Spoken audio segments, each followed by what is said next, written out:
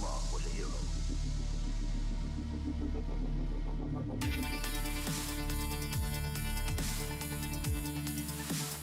Any one of them may beat the McCoy. And he'll beat a California before we ever get out of these badlands. He isn't to California yet. Don't worry, he's working as hard as we are.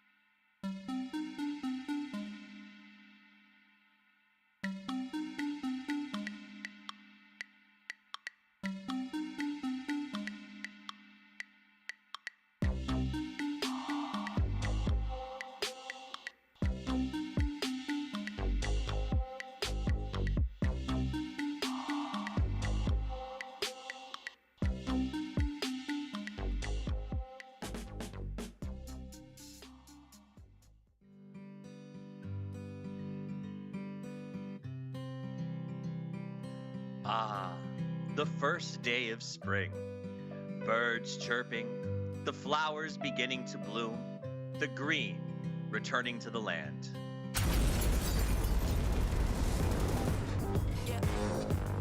The new State Mobile Mashup Round of 8 goes live, baby. It's Sunday, and that means it's time for this week's top teams to slug it out. Perennial powerhouse M249 returned to form last night, and they did it in the group of death. They racked up 46 elims, 49 placement points for 95 total points. For some context, second place had 52 total points. What a performance.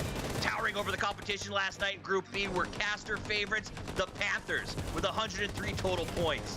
These two juggernauts, M249 and the Panthers, will clash headfirst tonight, and only one can come out on top.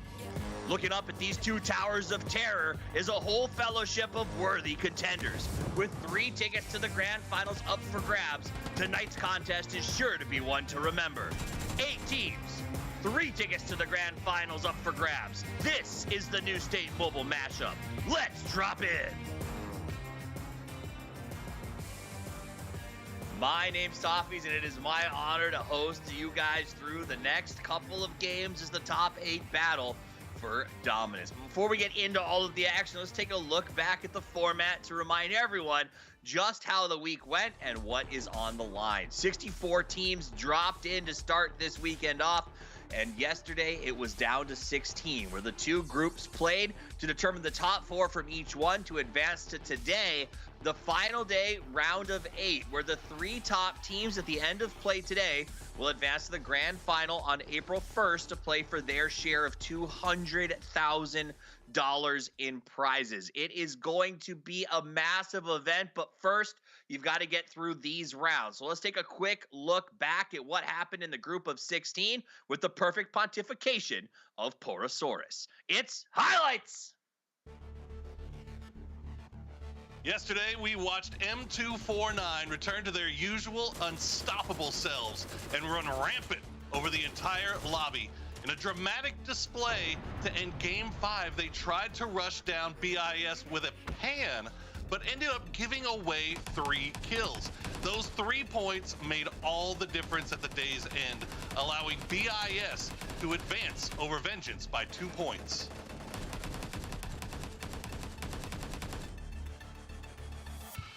Vengeance approached the lobby with supreme confidence, and things were looking hopeful in Game 6 for them to advance to the round of 8. Unfortunately, they were unable to establish any early dominance and were simply too far behind to claim a top 4 finish. Their hot drop strategies ended up costing them in the end, but we will surely see them next week as they try to re-qualify for the grand final. Unlike Vengeance, Violent by nature was able to secure some early points in the group with a dazzling display in our opening matches. Their initial performance was enough to get them into the round of 8, despite some lackluster play towards the end of yesterday. It's another difficult lobby today, so we will see if they can overcome the competition yet again.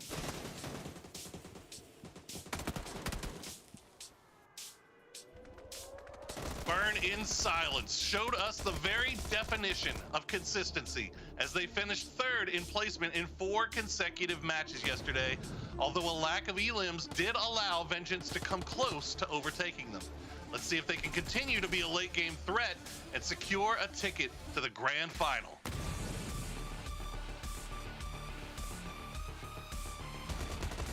Wartime did not appear to be in full form yesterday, barely securing third place with 2 points over BIS. The lobby hasn't gotten any easier going into this final day of our second Open Qualifiers, so we'll see if they can make the necessary adjustments to secure their spot in the grand final. Let's take a look at exactly how the day ended yesterday, and it was with a whopping 95 points from M249 Fan Club. They've won 3 times, they've qualified 3 times, and they continue to dominate whatever lobby they show up in. Violent by Nature, Wartime, and Burn in Silence also get through. Vengeance, the story yesterday, who's on the bus of having to make their way back into the grand final, stops short by 2 points that one could attribute to M249. So we'll see how that develops over the coming weeks. In our Group B, which we did not get to watch on stream, it's a shame because the Panthers played out of their mind with 103 total points, leaving the rest of the lobby playing absolute and abject catch-up. In fact, we even got a chance earlier today to sit down and talk with the Panthers because after a performance like that, I had to know what brought them together and what drives them to be as good as they are. So here's our chat with Legal. Hey, man, thank you so much for sitting down with me. I really appreciate it. And I'll jump right into the first question. This is our first time getting to meet you. We've loved watching the team and sort of how you guys have come along. And so the first question is, I want to know, how did the team come together? Hello. The team came together in other competitive games before. Oh. So we played other competitive scenarios, and now we are trying lucky here. We are trying so hard. Right now, the team is about 3 Mexicans and 2 Colombians. I'm Colombian. That's awesome. Now, have you guys met in real life, or is this a strictly online relationship so far? No, just online relationships. Okay, that's awesome. So when you qualify for a LAN eventually, you'll get a chance. What were you gonna say? We wanna get the chance to be in a global event sometime. Awesome. Well, it seems like you're on the right track. Let's talk a little about this. Can you tell the audience a little bit about the journey that you've had in this event so far? Okay, we saw the opportunity to make the inscriptions here on ESL. So we did. We play so hard in ranked matches because right now the competitive scenario in new state is very premature. It's like it's starting, so it's new. And we played the first day and we get the 3rd position. We did 2 wins that day. So we expected that did so good this today. That's awesome. Has there been any highlights for you or any moments that stand out as sort of your high point so far at these events? No, this is the first time we did so high points. So we are so excited about that. We expect about do the same points tonight, but today different. Today other teams, top teams, going to be playing against us. So going to be hard. It's not easy. Okay, now the match is sort of you versus M249 since you both dominated your lobbies last night. How do you feel about going head to head with them? They are really good. They are playing really good. They played the last week so good. They are more consistent than us. So we think we are starting to know how to play. And this night, I think they are going to get a top 3, but we are going to get a top 1, top 2. You know.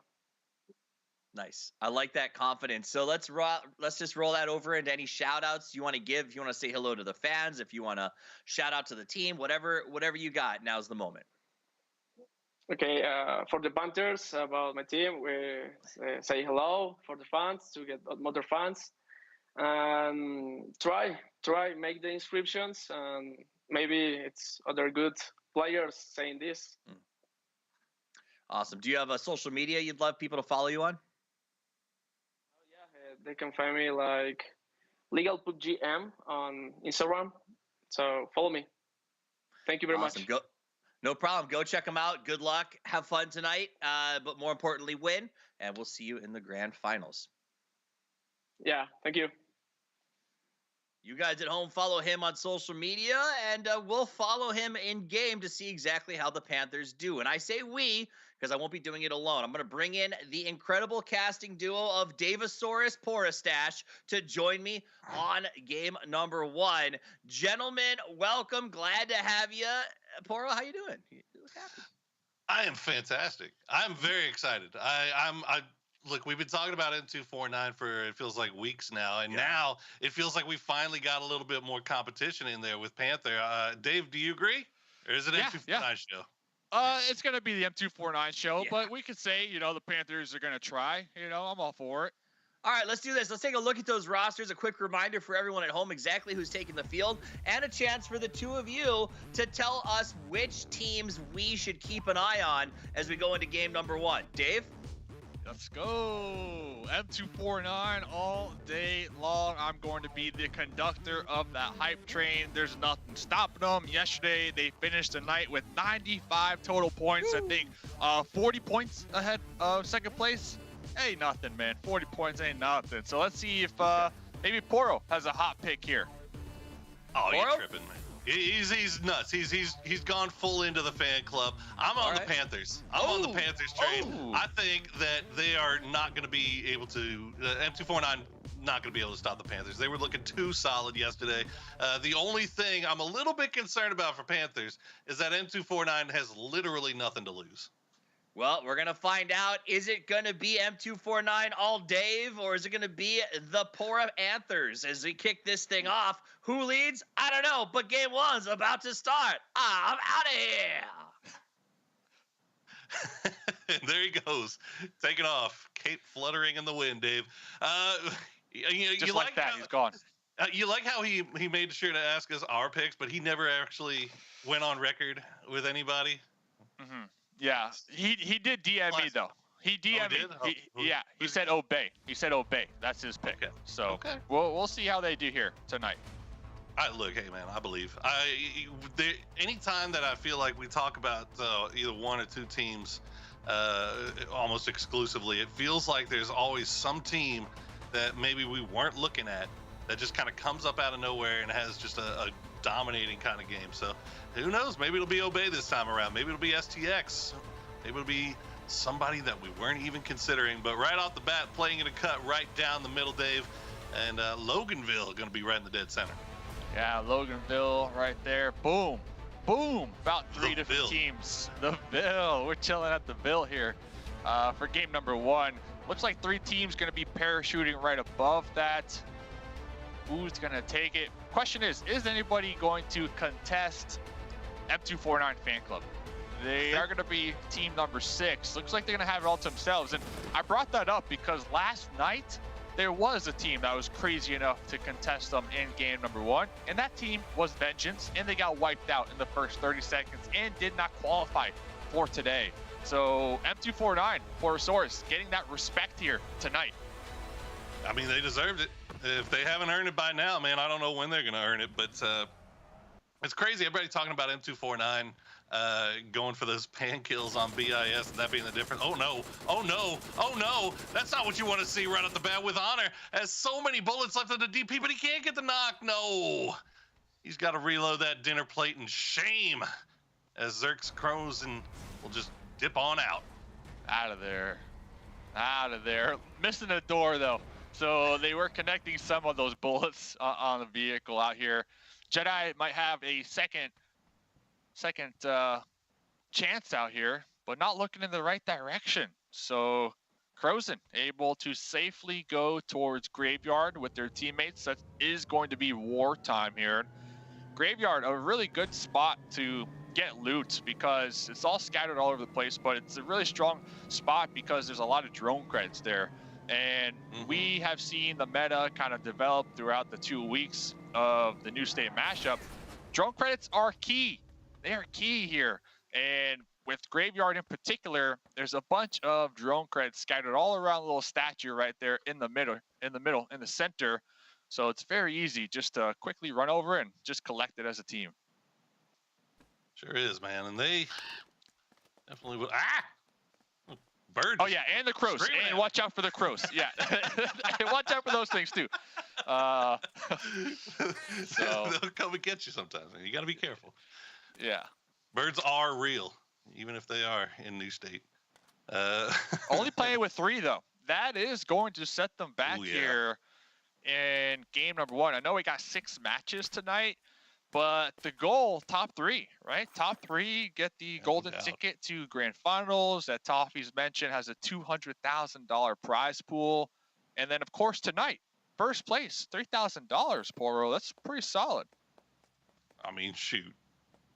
6 games for 3 stacks? I'd like it. I mean, obviously, M249's feeling pretty good about it as they've been just kind of collecting prize money as the weeks have passed on. We'll see if anybody will stop them from getting another one here today as we check in with Burn in Silence.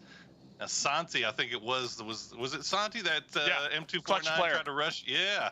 You know, everybody talking about Santi getting those 3 kills on the M249. Nobody wanted to talk about the end game in Game 6, the 2 players that drove out into the blue and denied the last 2 kills. Santi, honestly, the team needs to thank Santi because besides those 3 points, there were multiple games where Santi was the last one alive and just in the blue, healing for additional placement points, and was able to successfully do it on multiple occasions, heal from a 4th place to a 3rd place or a 3rd place to a 2nd place.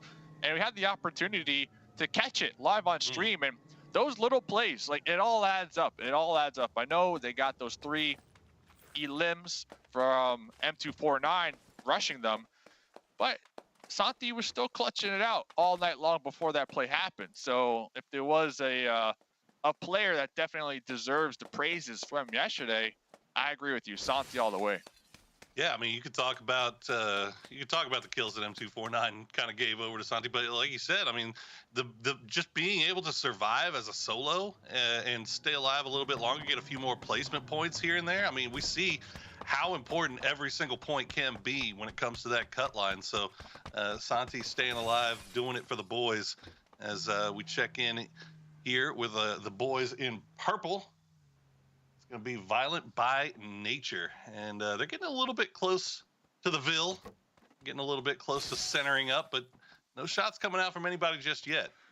Yeah, chilling in the Ville is going to be Obey, Toffee's favorite team to watch here tonight, the one to take it home. So they're going to have a nice spot. It looks like they're able to claim the Ville to themselves, but like you mentioned, Poro, Violent by Nature right there on that east side, on the east coast of the Ville. They might be able to do a little scouting, get a nice little knock, and maybe an early game push and team fight going here. This is one of those weird times where, you know, nobody's gone. Well, we've had one person go down. Nobody, and that was a person that just didn't even load in. So nobody's died yet. So the kill feed has been just barren. So I think if you're one of these teams, as you're starting to crash towards center, you got to be a little bit more cautious, right? Because you know that the whole lobby's still full. So the second you decide to try to push on somebody, if you're not too careful, you could end up getting 3rd or 4th partied right off the bat. Nobody wants to have to deal with that. Yeah, and not only that, look at this, 0 with the MG3 already. Talk about a weapon of choice if you had to defend a building. Like that one right there is the one that I would like to have in my back pocket. And their team member gonna be big chillin', Big chilling for the time being. So we might have a fight here, Porosaurus. This is north of Cornwall. Looks like M249 all pushing out of Mall, all looted up in the decked out Electron right there, and they're on the hunt. They're on the hunt. That's the real killers right in front of them. So we might get that first team fight here of the evening. Yeah, you know, you were saying it, and I was thinking, I don't know if I would want to take that fight in rotation, but it's M249, man. What do they have to lose? Gotta be careful here. If you TRK, you don't want to give M249 an easy target here, as M249 looks like they're just gonna stop down on the high ground. A few shots. No, not even gonna take the shots. Okay, M249 showing a little bit of a restraint here in the early game. Yeah. I think if you're M249, you want to try to get a early night chicken dinner. Game 1, Game 2, get that chicken dinner, kind of offset that pressure. And then after that chicken dinner, they can afford to get a little more aggressive, a little more riskier, and go for those flashier plays. Because yes, they have the grand finals spot, but they're still grinding for that cash money here, Poro. I know last week, talking to a couple of the players, they already upgraded their devices. So they are reinvesting the cash prizes into themselves, right? To improve their new state gameplay. So you'll love to see it. Now, I would assume if they win this week, they're going to upgrade them gamer chairs and who knows what else, right? Who knows what else? So they're on the grind here. Some more RGB. All right, here we go. Once again, real killers still trying to wrap around. They're going to have M249 right on their backsides once again. They'll take a few shots in, but that's, you got to be careful about how you want to drive this, as M249 definitely wants a piece. You can see Sleep kind of leading the way. He's going to pull off as the rest of his team has stopped down to maybe hop out of the vehicles and see if they can have a better shot while standing. So M249 still exercising restraint, despite the fact that they would really like to be aggressive here. Uh-oh. Wow. So it looks like the real killers were able to pull up into this compound. M249 going to be using the coastline of the water right there. There's going to be a team right ahead of them. So M249, I do like their position on the coastline, but they need to be cautious. They have the Panthers across the way. Yes, indeed. I mean, this is the rotation, but they're going to have to push into a hard compound if they want to try to take a fight with anybody. Of course, this violent by nature that we were keeping an eye on a little bit earlier. They have spotted out the M249 gang. It looks like M249 not really liking their chances here. Where are you going, Sleep? Okay, another fight going on in the south side of Loganville as ZRX Psycho will get taken down by STX. They have already lost Caveman, however, so trades going on in the city. A little tuck and roll action over there. Zero trying to connect the 7.62 from the DP across the way. Provide that cover fire for Yum to make their way across the road and get the revive here. I like that call. That's really well played there. Really well played. And as you mentioned, that man had a DP and he had the machine gun. He just cannot stand reloading. He does not want to ever have to do it if he can get away with it. But okay, reset as they get the heal off on the res.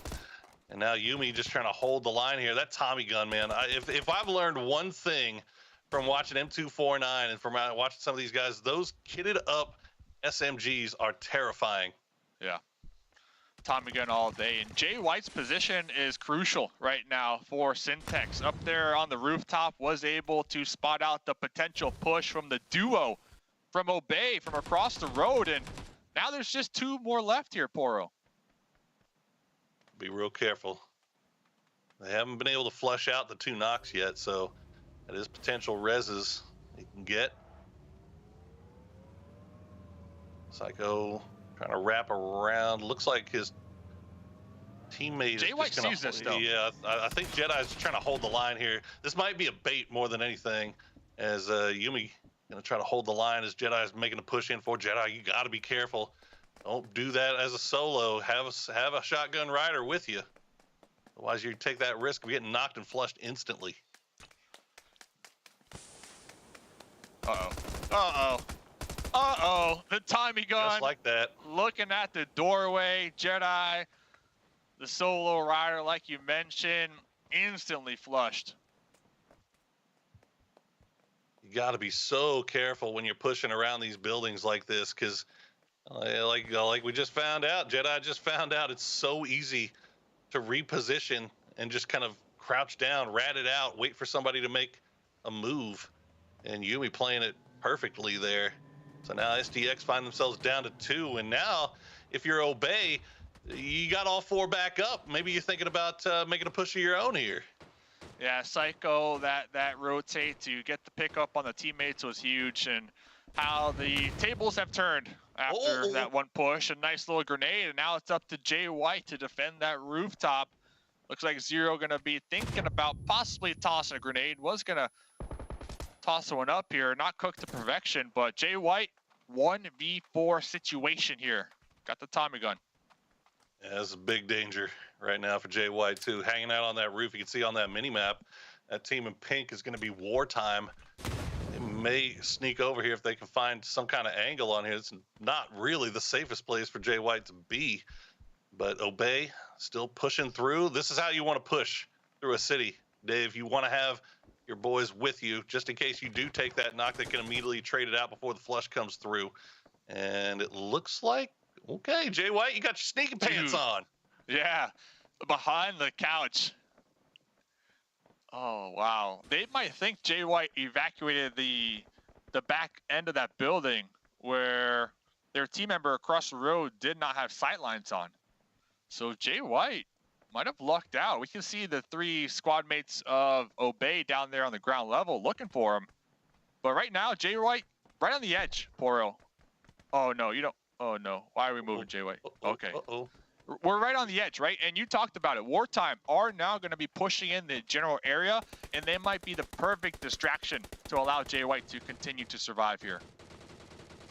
Yeah, it looked like Crozen started getting a little bit close, so Obey going to open up into that a little bit, take some few shots, and that's going to actually push Wartime off. So you can see them making a move more towards the road here, getting a little bit close to M249. But this is good stuff from Obey defending their territory, but they got to do something about that snake, man. They cannot take that risk of losing a player to the solo. As we see Wartime trying to make that push through. Everfury bobbing, weaving, steering, avoiding the rocks, staying alive. Worst case scenario, just send it in the water. Crozen already spotted and thirsted right there from a squad mate, an opponent of M249. I really do like the Panthers' position in the south. They got that water pretty much dividing them and everybody else in the lobby, and there's a ton of boulders on the water that they can really use for cover, and I want to see them be a little proactive here, Poro. Yeah, it's going to be real interesting to see where the next shift decides to go, if it forces them to have to make that cross across the river, or if they can just kind of keep hanging out on this south side and just picking people off from range. I mean, you can see Panthers, they've got the DMRs, they've got the range. They're going to be taking shots over towards M249 right now, but that's going to let M249 know exactly where these guys are. So if the circle does shift, M249 can try to respond as quickly as possible. So things kind of slowing down a little bit here, Dave, as we wait for phase 4 to collapse. Yeah, it's going to be violent by nature. Oh, so close. Dead center right now. Cinders with the Car 98 looking for the snipes. BIS on the west side of the water. M249 on the east side of the water. I'm still going to harp on it here. Like you said, if the zone goes to the north, the Panthers, they're kind of screwed, right? But if it goes to the south, they're big chilling. They're big chilling. What I do want to see from them right now, though, is to avoid that risk, is try to get some kills, right? Elims right now, because they have the DMRs, they have the snipers, they have the ability to try to inflict some damage on their opponents, but they're really not doing much. They're playing passive in that compound here. Yeah, I mean, if nothing else, they're gaining information for where everybody is, for where the late game comes. But like you said, I mean, it's all about the elims, isn't it? We want to try to get as many points as possible. I like Pleagle kind of making his way over to the compound just off to the west, so they'll be a little bit more centered up. Multiple lines of sight or Panthers off to the north, as we do have a care package that's just kind of vibing out in the open, but that is a instant win right there. Yeah, instant win. I know that's your baby. Instant win. I was playing with M249 last night, and they got me that. We won. We won the game. So let's see what's going to happen. Talking about M249, Kitty Cat trying to hit these snipes. Does have the M249 as the secondary. Yep, going to be swapping to that. M249, look at their position. They're going to be pulling in right behind the Panthers. Oh, wow. Okay, Panthers so quick on the rotation. They immediately sent 3 across the river, and M249 was didn't really have a chance to respond. They didn't have a chance to take shots, so Panthers get a free cross over that bridge, which was going to be a little bit dangerous for them. Now, they did leave 1 on the other side, but that's good. We like having that because that 1 on the other side, on the south side of the river, can kind of feed that intel over to everybody else as to where the threats might be coming from. So Khaled, Peter Boy, Malkin should be able to hold down here.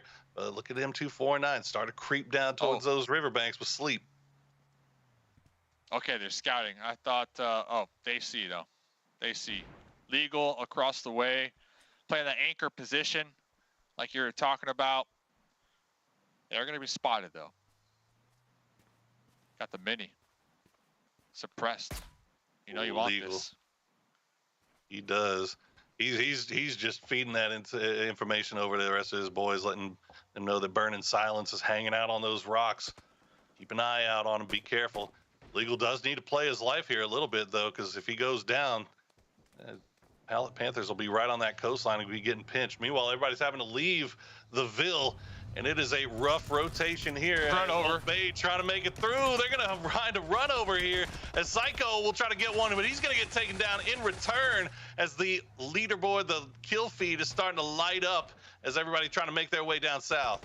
Oh, no. Grenade right into those smokes. That is going to be Obey piling up there, using that smoke for cover. But shout out to Obey, the only team really utilizing the run-over strategy here. Zero popping up with the MG3. But traded on with the Bison. And that's going to be the real killers out here on the west side.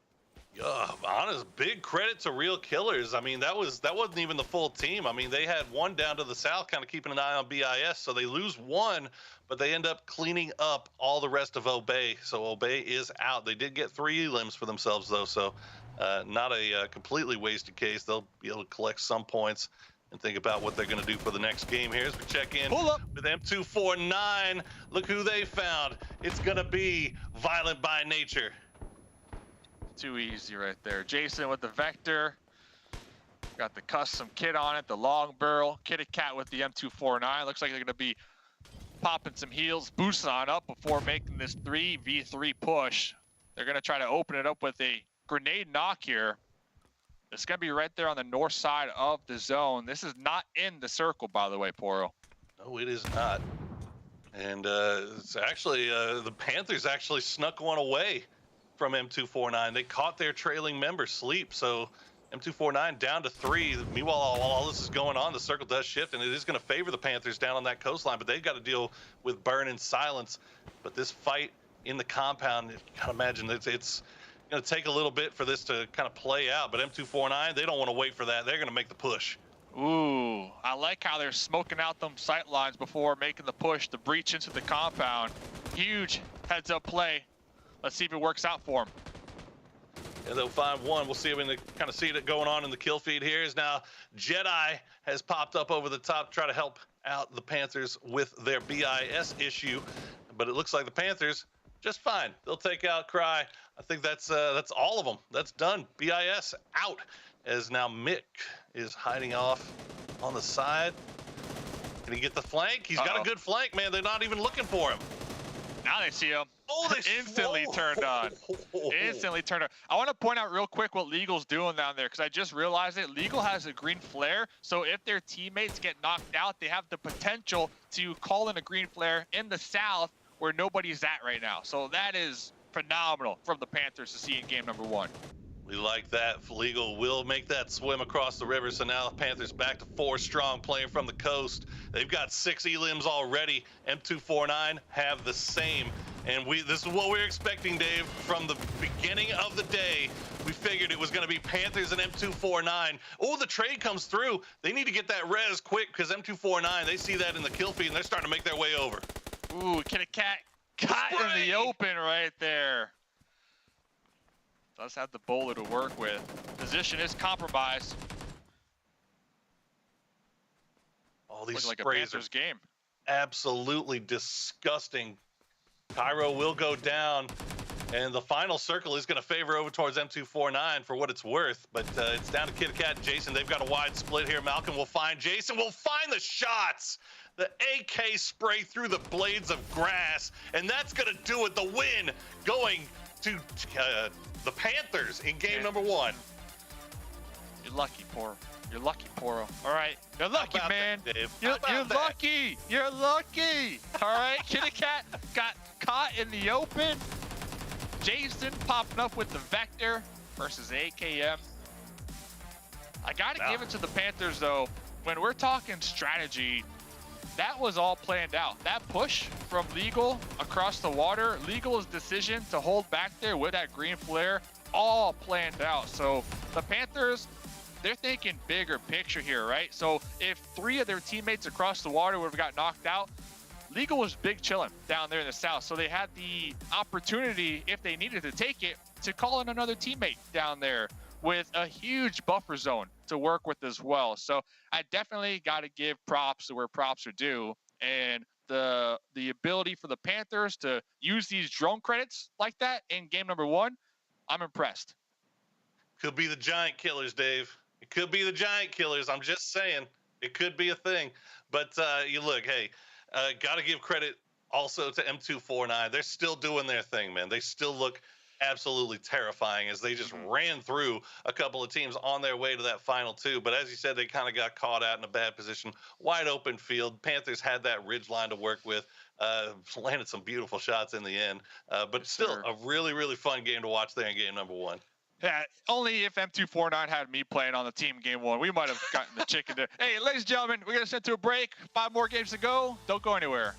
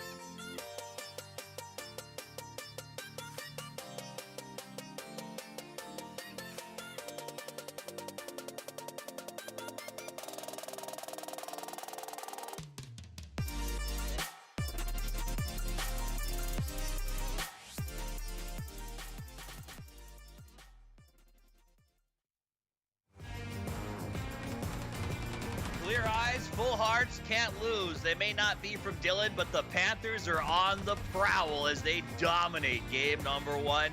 Start to finish, whether it's placement or fight, they were on target every single time. Let's take a look back to exactly how that game went as we look at the highlights.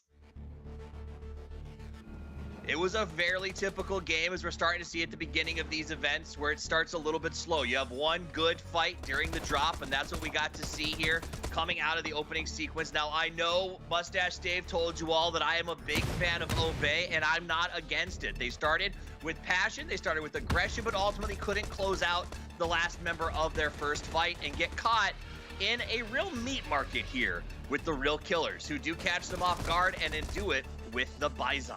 As we move into the rest of the match, we get to the mid-game. M249 begins what we call the crazy push and jumps straight to the back. And this is what we hope to see from the start. The Panthers versus M249, a good old-fashioned throwdown. And it started with a great pick from the Panthers, and M249 was mowed down one by one, firmly placing the bragging rights for that match in the pocket of Porosaurus, as I know Mustache Dave will probably have something to say about it.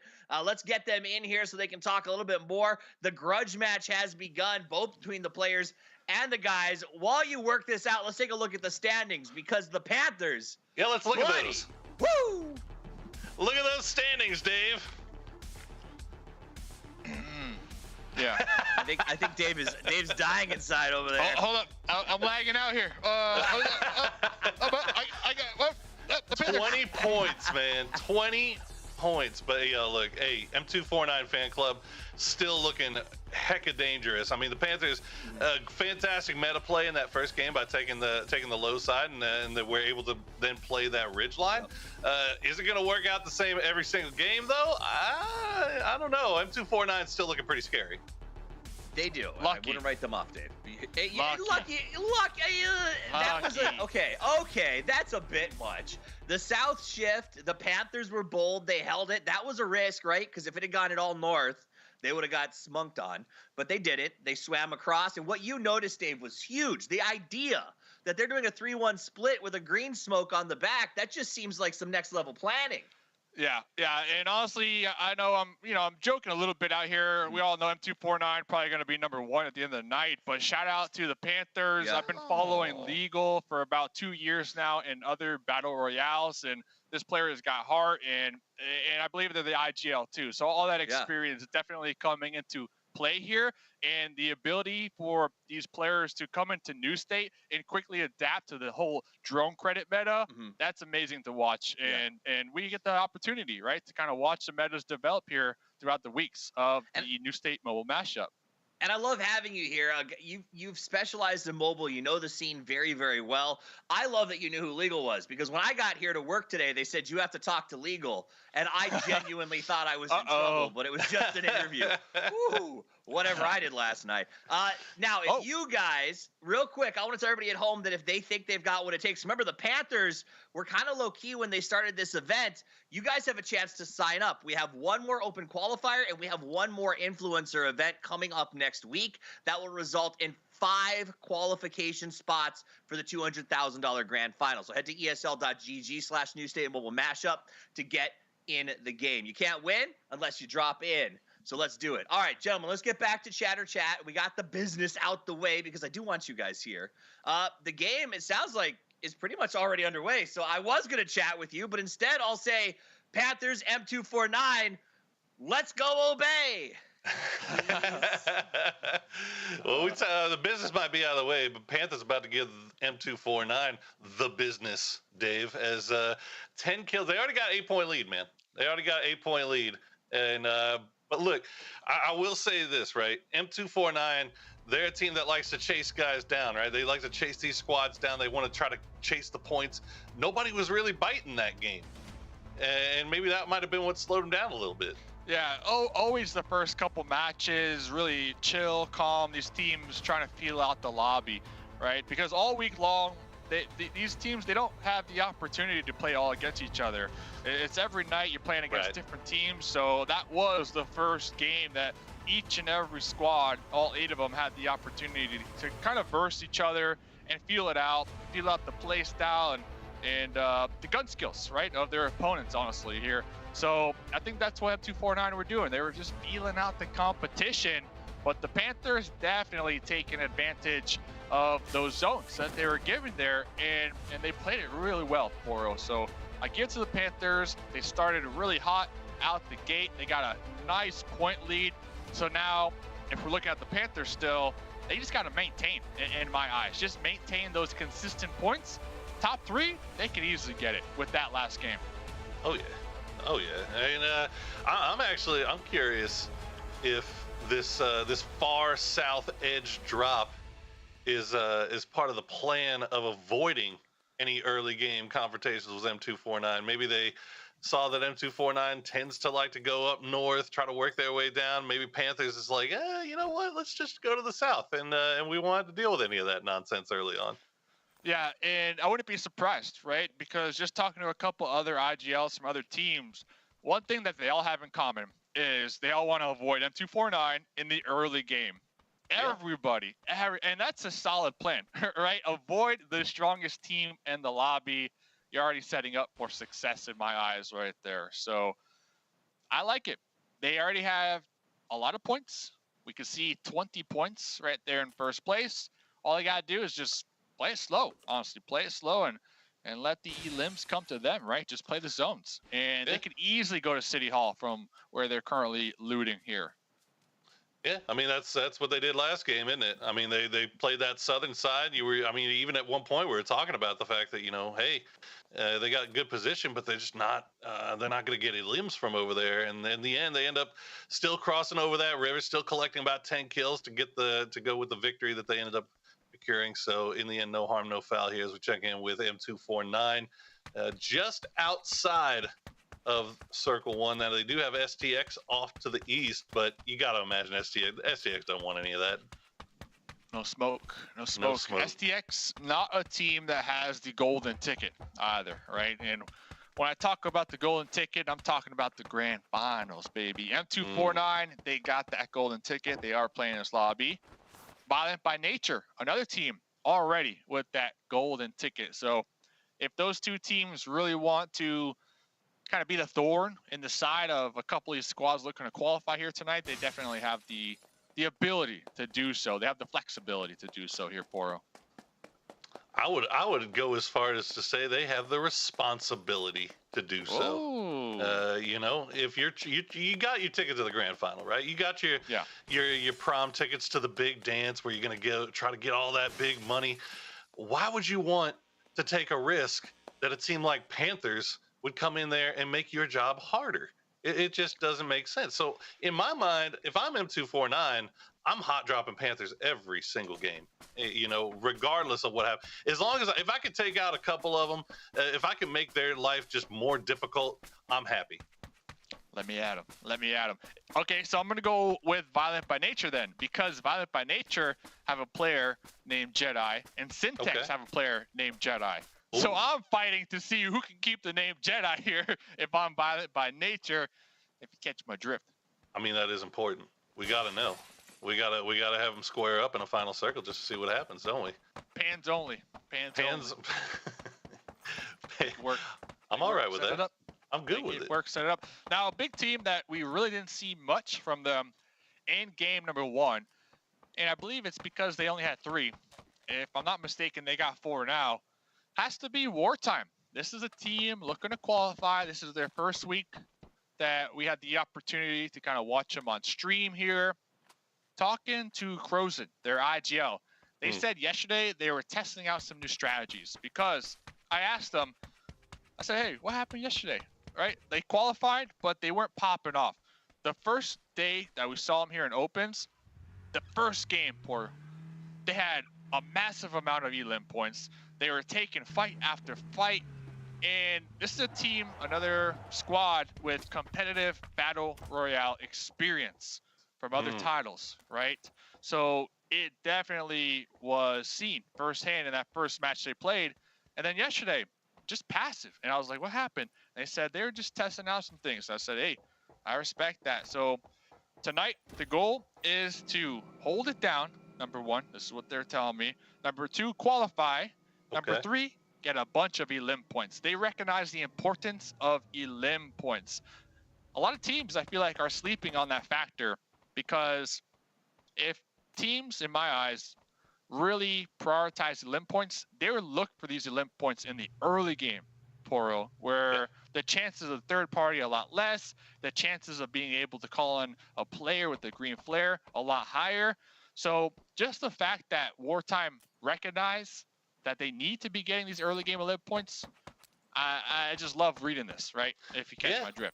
Yeah, and I mean, look, hey, there's only 32 players in the lobby, right? There's only so many elim points that you can get. So if you go out there and try to hunt them down early, take your destiny into your own hands, you're taking those possible points out of the pockets of others as well. So, you know, it's definitely a strat.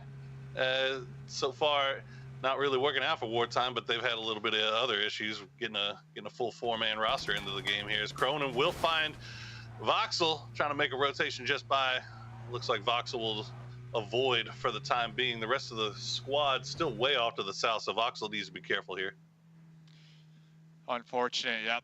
Still down to just 3 here to start off the night for Wartime. So obviously with one member missing, you're probably not going to be as aggressive, but as I say that, KRAFTON is definitely on the hunt right here.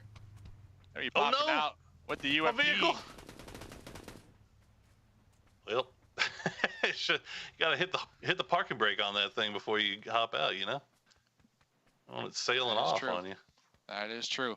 Now, both of these teams going to be out here on that west side of the zone. The only 2 teams over here. Next zone did go up, and kind of a similar story to last game. There's a nice amount of water.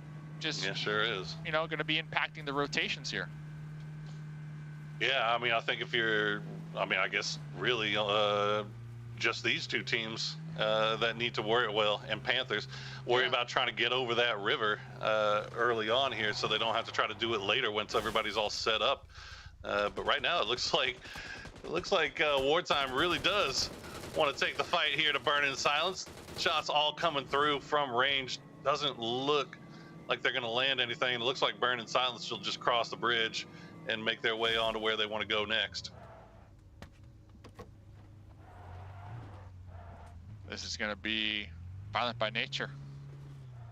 Looks like they got a little split-a-reno going, a little 2-2 split, holding it down in the south here. And I like their positions because they have sight lines on the major roads as well. And a lot of these players, they like to rotate using the roads compared to the hills, because in the hills, especially in FPP, you got the boulders, all types of obstacles. So you can safely travel on the roads. And, well, we're going to have Violent by Nature with sightlines, with a nice little crossfire action if a team does decide to kind of rotate on that main road right between the 2 duos. That's the second thing. If you're going to do a 2-2 split, you want to try to be able to support your other duo. And it looks like both of these duos have sightlines on the compound of each other. And as long as they can keep their wheels safe on their vehicles, if they end up getting crashed, they could probably dip on out and try to regroup if necessary. It looks like they should be okay for now. Another 2-2 split going on just above them, or I guess a 2-1 is Wartime leaving KRAFTON by the river. The other 2 set it in. Mercy, though, will spot out one from range. Some shots coming through, but not going to... Oh, never mind. Santi! You're going to hit those. Yeah, if you're standing in a window, what are you doing? You have to assume everybody in this lobby is at least a conqueror when we look at the rankings. So if you're standing in front of a window, you're risking a lot here. You're risking your armor, your helmet, and all that utility definitely adds up to the mid to late game. Better jiggle peek that. Oh, Santi found another one too. He gets another knock there as we cut over to STX, trying to find somewhere to call home as they came in from the northeast, wrapped all the way around, but they're getting shot at by just about everyone. Jay White going to go down to KRAFTON. He was the one that kind of split away from the rest of the gang, but it looks like Jedi, Kobe, and Caveman should make... they should find a spot just on that western side of Cornwall, so they should be okay.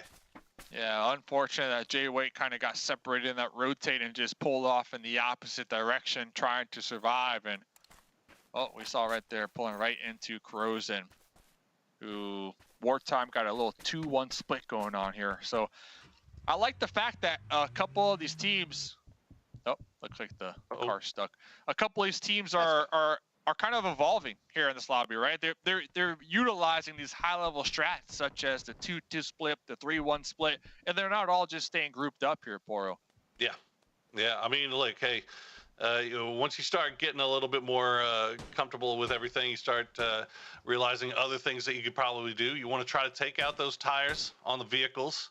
Well, if you have nothing else to shoot at, if you can't see any people, try to take those tires out on the vehicles, make those late game rotations a little bit more difficult here. As we see, the care package has dropped. Peter Boy gonna have to go on a little bit of a walkabout. Tuck and roll. There you go. There you go. You know, I love the tuck and roll, man. It's so fun to watch. Yeah. Just somersaulting. I do that around the house. You know. Yeah. Same. Yeah. Same. You never know when they're watching, Dave. Can't wait to meet up and we can just showcase our tuck and roll skills here. Peter Boy had 900 damage last game, so pretty impressive. Yeah, pretty impressive. 908. He's looking pretty stacked right now too. He's got pretty much everything. Oh, tuck and roll. Yep. See, that's why you tuck and roll every single time. You don't want to give him a free headshot. And actually going to keep himself alive for right now because of that. But oh, it looks like Legal going to do the nice little revenge shot over there onto Jedi. That should be a pretty easy res. But grenade. They are 100 expecting to get pushed here. Yeah, just the preemptive grenade, expecting a push here at this distance.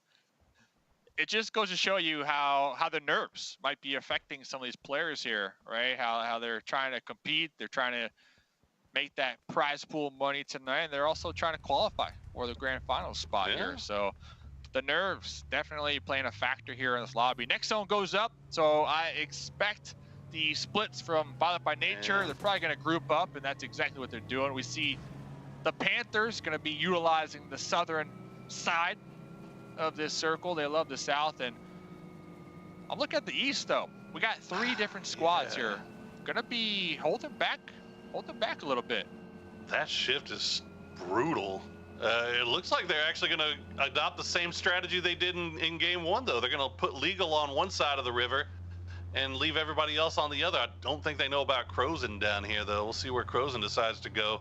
He's gonna be on the same side as the big. Oh, now they do. Malkin will open up immediately with some good SLR shots. Won't find the knock, but is going to force KRAFTON to pull out. And now it's going to be just a matter of time, you feel, before Panthers just collapses on top of them. Might be able to go for a play and maybe get a limb point. Has a Tommy gun. Not getting any of the shots landed on, though. Does have a deployable shield, too, so they might be able to utilize it. Okay, there's one. Go for the thirst, though. Peter Boy from behind with the wrap around, the 360 turnaround. But illegal with the off angle, man. Able to save the day. Absolutely saves the day there. And to be fair, I mean, Panthers, they kind of get lucky because it looks like nobody really pushing that. But now it's going to be the rest of the team. They're going to push right on top of they know they got 2 knocks. They're going to try to go for it as BIS will try to hold off M249, and M249's out, Dave. Oh, no. I blame you. Okay, this wartime push, too late, fellas. Oh, they were so far away. Yeah. Boom. That's good. Jeez. At that point, you might as well have just stayed in the fields, the flower fields, and just held down that position on the east side. I think they had a tower to work with as well.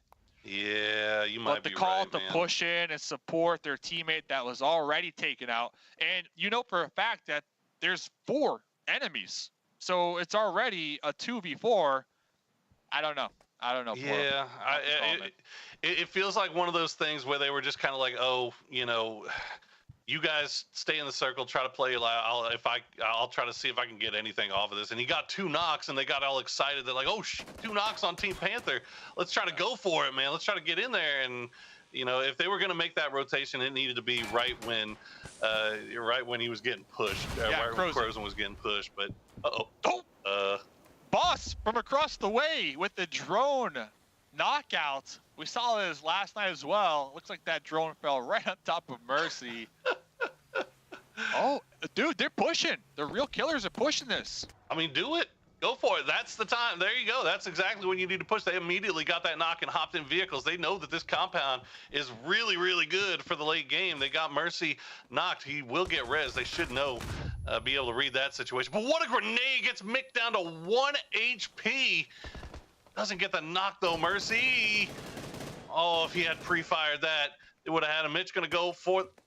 He's going to actually get away with this. He's going to get that heal off. Mercy just going to take the high ground here and try to hold the fort down while Voxel trying to go for... Oh, Voxel got a little scared there, I think. A little confused, shooting at his own teammate.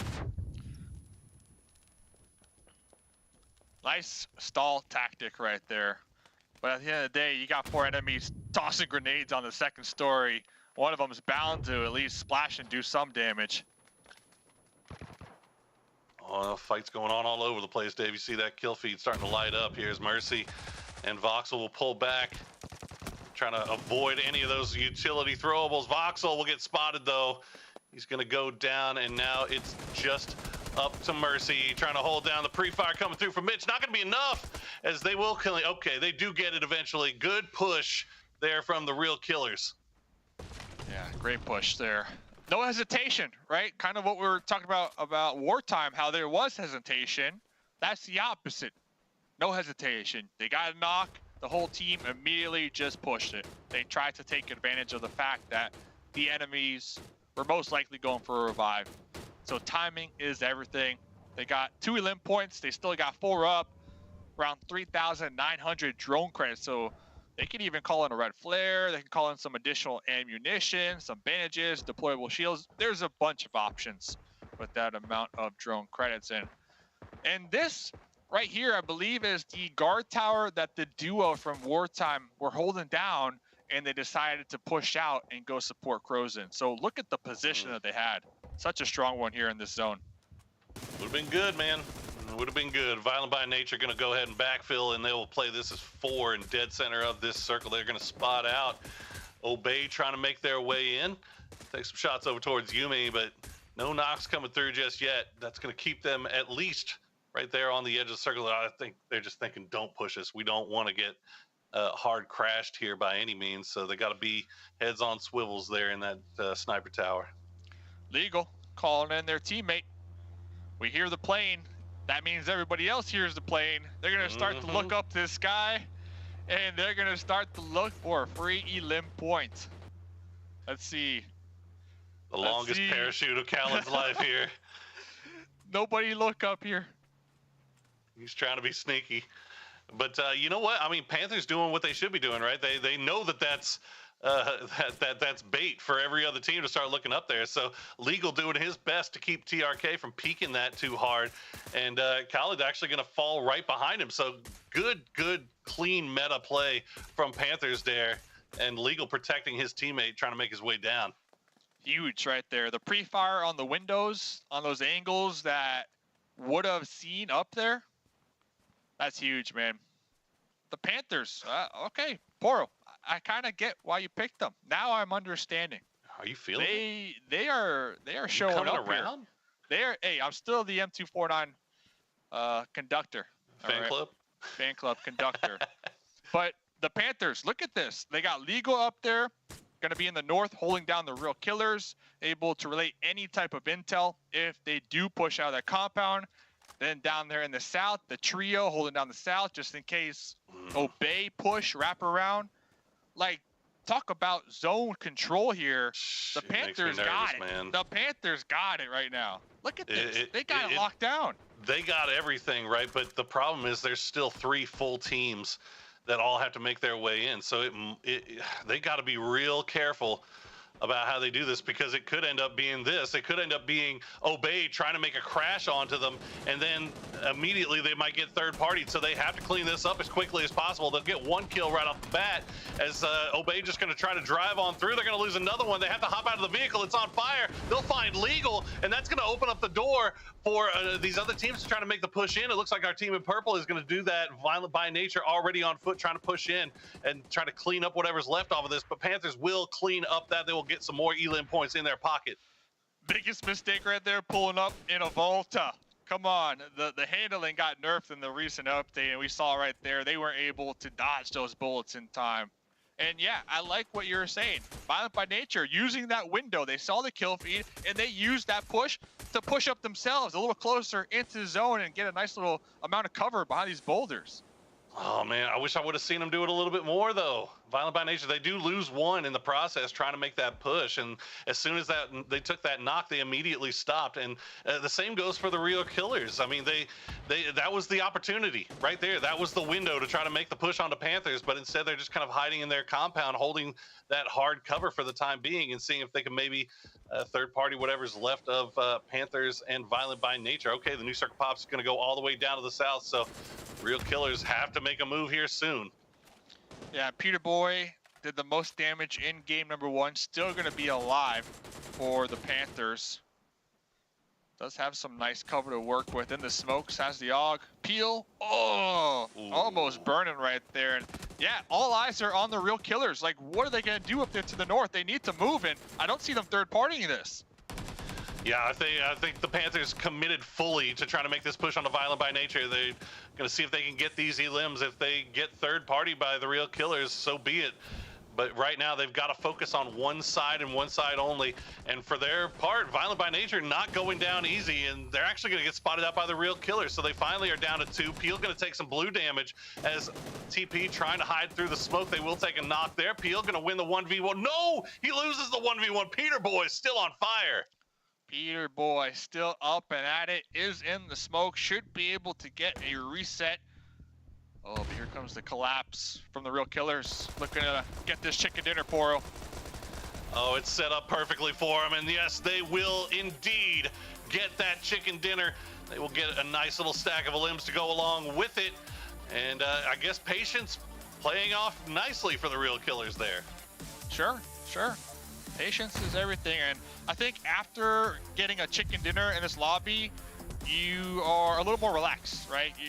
You have that weight off your shoulder, that pressure, because the chicken dinner is 10 points, plus any elim points. It's definitely gonna boost you up, like that's the goal here. So I'm curious, with that one chicken dinner, will we see the Real Killers kind of loosen up and maybe be a little more aggressive here if they have the advantage? Because I definitely agree with you. Once when Legal got knocked out there, to me, I would have pushed, right? I would have pushed, rotated around the edge, and just wiped up from behind the Panthers. But they won the chicken after all, so I get it. You know, there's multiple different ways that you can try to finally get that chicken dinner. That was one way that the Real Killers did. They just kind of held their own and waited to come in and finally third party that final fight, as you said. So it worked out pretty well for him, though. 8 kills to go along with the 10 points for the victory, and not too shabby. We'll see if the Real Killers bring something back here in game number 2. But M249, man, that's 2 games now. Relax. All right, I'm relaxing. Right, I'm chilling. relax. I'm chilling. Hey, they're relaxed. I'm relaxed. They're just letting everybody else get points, Poro. They're trying to make it fair for the lobby, right? They're trying to make it fair. They're trying to give everybody else the opportunity to qualify for the grand final. So I respect it. For the first time in how many days now, they're finally deciding to make it fair. All right, I'll take your word for it, man. But we're going to take a quick break. When we come back, we'll get you ready for game number 3, guys. Don't go anywhere.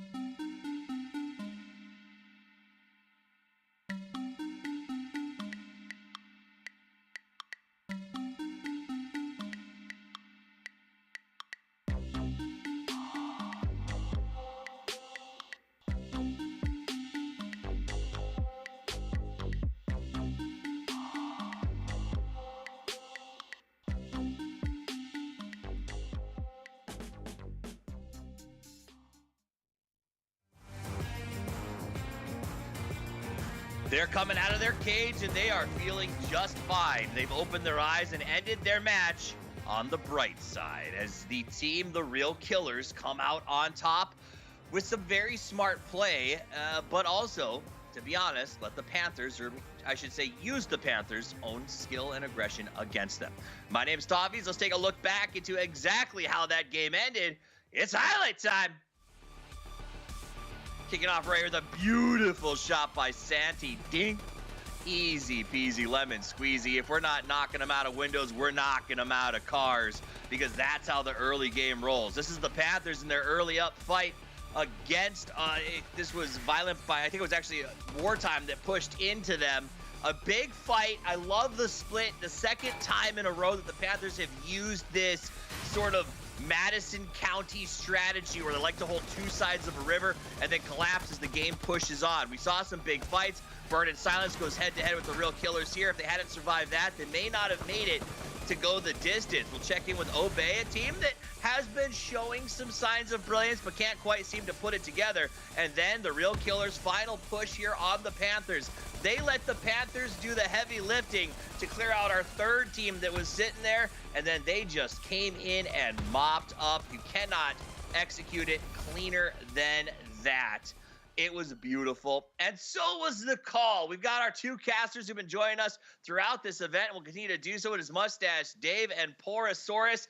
The action was awesome. Let's take a quick look at the leaderboards to reflect on where they stand after that. The Panthers firmly in first place with 35. The Real Killers jump over M249 Fan Club, and M249 drops to third, Dave. Oh, you want a response? I'm just looking at that asterisk right there. What does that mean? Yeah. Already qualified. All right, Toffees. They're big chilling, dude. I'm not worried. No, I get it. You literally and figuratively just said scoreboard. And I get that. And I respect that because, at the end of the day, they're qualified, right? Yeah, they are. They are qualified indeed. I mean, if nothing else, it's kind of interesting to see. And it really hadn't even been the Panthers that's been causing M249 fan club problems, especially last game. They got taken out. We didn't even get to see it on camera. That's how quickly they got taken out in the city. So, you know, we'll see if maybe they're just kind of, you know, playing for fun today, if that's the issue, or if maybe all it takes is one game. All it takes is one game, Toffees, and they're going to be right back in it. It feels like there's a chat in the Discord now, like, all right, guys, time to stop goofing off. But if you guys want to stop goofing off and you want to get in the game, now's the time. We've got 2 more chances to qualify for the New State Mobile Mashup Grand Finals, the Influencer event, going to be happening on Thursday, as well as the Open Qualifier. You can sign up at esl.gg/New State Mobile Mashup. In the Open Qualifier, we're giving out 4 spots to the Grand Final. The Influencer events is Noah from YouTube. So if you want to hang out with a star or have a higher chance to qualify, or both, I encourage you to go out there and get in the game. But you're not the only one getting in the game. In fact, the 2 of you are about to get in the game because I hear we're moving fast tonight, and so I'll just get out of here and let you gentlemen take it away. Goodbye, Toffees. Take off. He does his Superman yet again. I'm starting to really get into that. I'm liking that, man. I like it. But, yeah, as he said, we are getting into game number 3, and it's going to be a little bit of a new circle this time around, Dave. So we'll see if that opens up things a little bit some for these teams that are trying to make a run here. 2 games in, though, it's all Panthers, really. Yeah, and I'm looking at the zone. One reason I believe M249 aren't really popping off is because we haven't had a circle with their drop spot, the Hall, in play yet. So they've been forced to go to secondary drop spots that they might not have the most experience on. So I know, talking to the team, talking to Sleep, one of their main goals to play in this lobby, they already qualified, but one of their main goals is just to get that firsthand experience, that practice, you know. Absolutely. These are the best scrims they can get, with the additional bonus of winning some money, of course. So they are going to be doing it, and they have low elims. So I believe because of the fact they haven't been able to drop at Hall, loot it out like they're used to, they've been having some trouble looking for these early to mid-game fights to get involved in. So we'll see what will happen here. This game here, Poro, Hall still not in play, but a big question for me, Wartime. Do we have board? Please tell me. I mean, I'm seeing 32 alive, so it's looking like wartime is fully stacked and ready to go this time around. So we get a full lobby now. That's going to be fun to watch. You mentioned M249 not having their normal drop shot. That's fine. I get that. That does have an influence for sure. But I think the more important thing that you bring up is the fact that they could be trying new stuff that's different than what they've been bringing the last couple of times, and just in preparation for finals. And I think that would be absolutely brilliant move on their part, just seeing what they can get away with, seeing different things. I agree. Practice makes perfect here. And what are you seeing?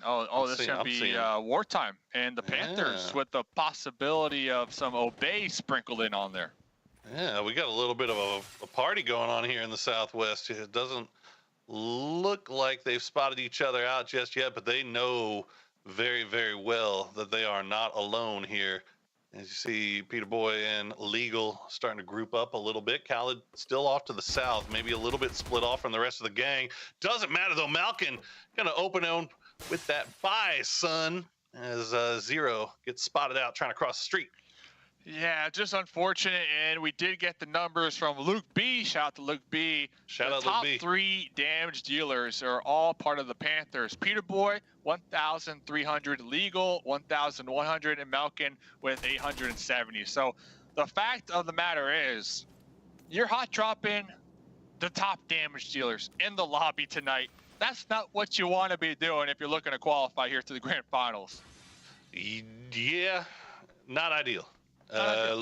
Looks like Psycho just going to go ahead and dip on out. The rest of the boys already inside circle, so they'll just be collecting their credits and trying to get their fallen teammate back on his feet as they play this one out here. But that's one kill in the pocket of Panthers already. As looking over wartime, it looked like Frozen was starting to creep down in this direction, but that might have just been to pick up a vehicle, and it looks like he's dipping on out. So all our early game fighting may have calm down for the time being. But all that being said, Dave, they are still stacked up on that southwest and western side. They could run into each other again real soon. Yeah, and one of the main landmarks that some of these teams might be opting to rotate towards has to be Graveyard. Not only because it has decent amount of loot, decent amount of drone credits, but it's a nice little high ground vantage point in this zone as well. So there's many reasons for a team to want to take up Graveyard here with this zone. So we'll keep tabs on that as we are going to get a nice little aerial shot here of M249. Looks like they're going on a shopping spree here at the mall. Maybe hitting up the arcade. We do hear the drone in the air. So they're going to be able to roll out a mall. Pretty geared out here. Boots and pants and boots and pants. You'll be happy as a clam with that one. Ooh, I like that skin. Liking that ball skin right there. Okay, Jason's delivery box up on the roof, so that'll. He's kind of looking over in that direction, like, yeah, all right. I guess I got to deal with that. Yeah, slow going right now as we're still waiting on everybody to kind of finish up their loot and finish up their drone credit gathering. But kind of looking at that mini map, I'm looking and seeing wartime starting to creep over just down to the south of where I would anticipate M249 would maybe want to go, at least the easiest way in, directly off to their east. Although Sleep hopping in the vehicle starting to head off to the north. So this may be M249 saying, you know what, we're slow a little bit early in the first 2 games. Maybe now's the time we start kind of creeping around on those edges and seeing what we can rustle up in terms of kills. Yeah, and based off of the flight plan, they definitely were able to gather some intel on the parachute drop. You can easily just look around and get a nice little understanding on how many teams, how many enemies might be where or whatnot here on the map, because they were so all grouped up together early game.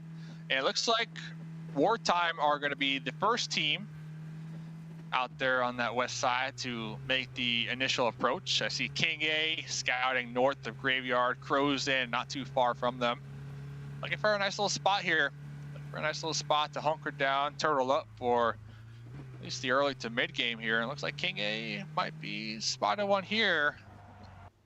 They do have that hill to the north of them. They might implement a 2-2 split. They might have a 2-2 split. I think that might be the play too, because you talk about graveyard, and rightly so, but when you look at the dead center of the circle, it's just all open. A lot of open fields, a lot of little tiny compounds in there, sure, but that 2-2 split, Dave, that you bring up, that could be the big play here for Wartime. Could be the play for other teams that try to make their way in. As we take a look at STX, the other teams on the bottom here, Panthers actually getting close once again to Obey. But yeah, so far everybody's kind of avoiding each other for the most part. It's a real slow early game, isn't it? Yeah, and when we're looking at Wartime, I have to say they're one of the first teams that really came into this lobby implementing the 2-2 split. And then after other squads saw that it worked, then we started to see other teams, experiment a little with it. And I truly believe it's because of all the years of experience that Wartime brings to the table here in Battle Royales, that other teams are able to look at that experience and kind of implement it and add it to their own playbook here. So I do appreciate how we're getting a nice kind of mix of all different skill rangers here as the meta is developing with the new state. Oh yeah, I mean, there's tons of stuff that you can take from those traditional BRs into these games. I mean, it's the same thing, right? It's in terms of overall meta. I mean, doing these splits where you get 3 on this high ground, just gaining so much information. Now, Crozan does need to be careful. You play your own life here. Getting a little bit close to M249. They're going to take shots, but it looks like Crozan should be okay. He needs to get some backup support. In fact, he will from his boys on the high ground. So now M249, they're just going to be following Sleep and seeing if they can find a spot towards the center, as Crozan continues to try to bait them into taking shots at him. Yeah, M249 rotating late here, in my opinion, and it looks like they're looking to possibly go where we saw Wartime up there on the high ground, right here. Because most of the success that M249 has had here this week was from a cliff top, was from holding down the high ground towards the mid to late game. That is one of their strengths here, and it looks like they were a little too slow to get to that position. Now Jason gonna be popping a deployable shield, buying some time, but still gonna be behind this tree here, kind of getting caught off guard. Yeah, he's busted up. He's gonna rely on Cries and come pick him up. And we got knocked so low, but it looks like they should be okay. Kitty Cat at least has some hard cover to work with right now. Jason gonna have to swap seats. Definitely something you want to do if you're getting shot at while you're passing in the car. Just swap those seats. Don't make it easy for him. As Malkin, well, this is what I was kind of worried about. Panthers were creeping up on the back side here of Wartime while they were holding that high ground, where they were taking free shots down into M249. They never heard Panthers creeping up behind them. So now Everfury, the last one up, alive for Wartime. Legal? Wait. Who shot Legal? Oh, it was Everfury. I didn't hear the bullets. Okay, it was Everfury that got him though. Didn't get the flush yet though. They didn't get the flush. Trying to pull back. M249 versus UMP. Oh, see ya.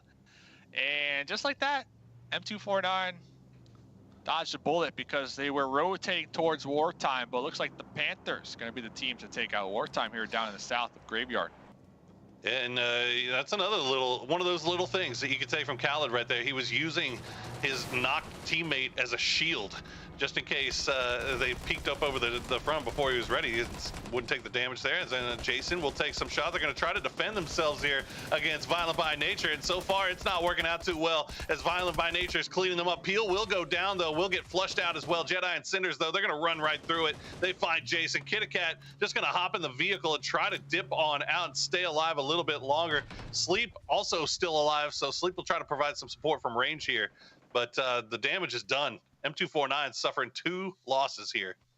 Yeah, Sleep pulling up a little too late to the party with the custom mini. Does have higher damage after the last patch, and it looks like Kitty Cat was able to wrap all the way back around using this hillside as cover. They don't have, well, they do have enough drone credits to pop a green flare, but they have a lot of eyes looking in their general direction. That popping a green flare right now is just going to be giving away a point for free, in my opinion. In the wide open, too. I mean, even if they get there, what are they going to do, you know? Okay, Sleep just kind of farming damage over onto the drone. will Green flare, baby. knock that out. And there you go. Yep, flare for Jedi, but that would have been a lot nicer to pick up for M249 if they could have got it. We'll see what they decide to do with all those drone credits now that all they have is really a ridge line here to work with. There's just nowhere. Even the vehicles are pretty busted up at this point.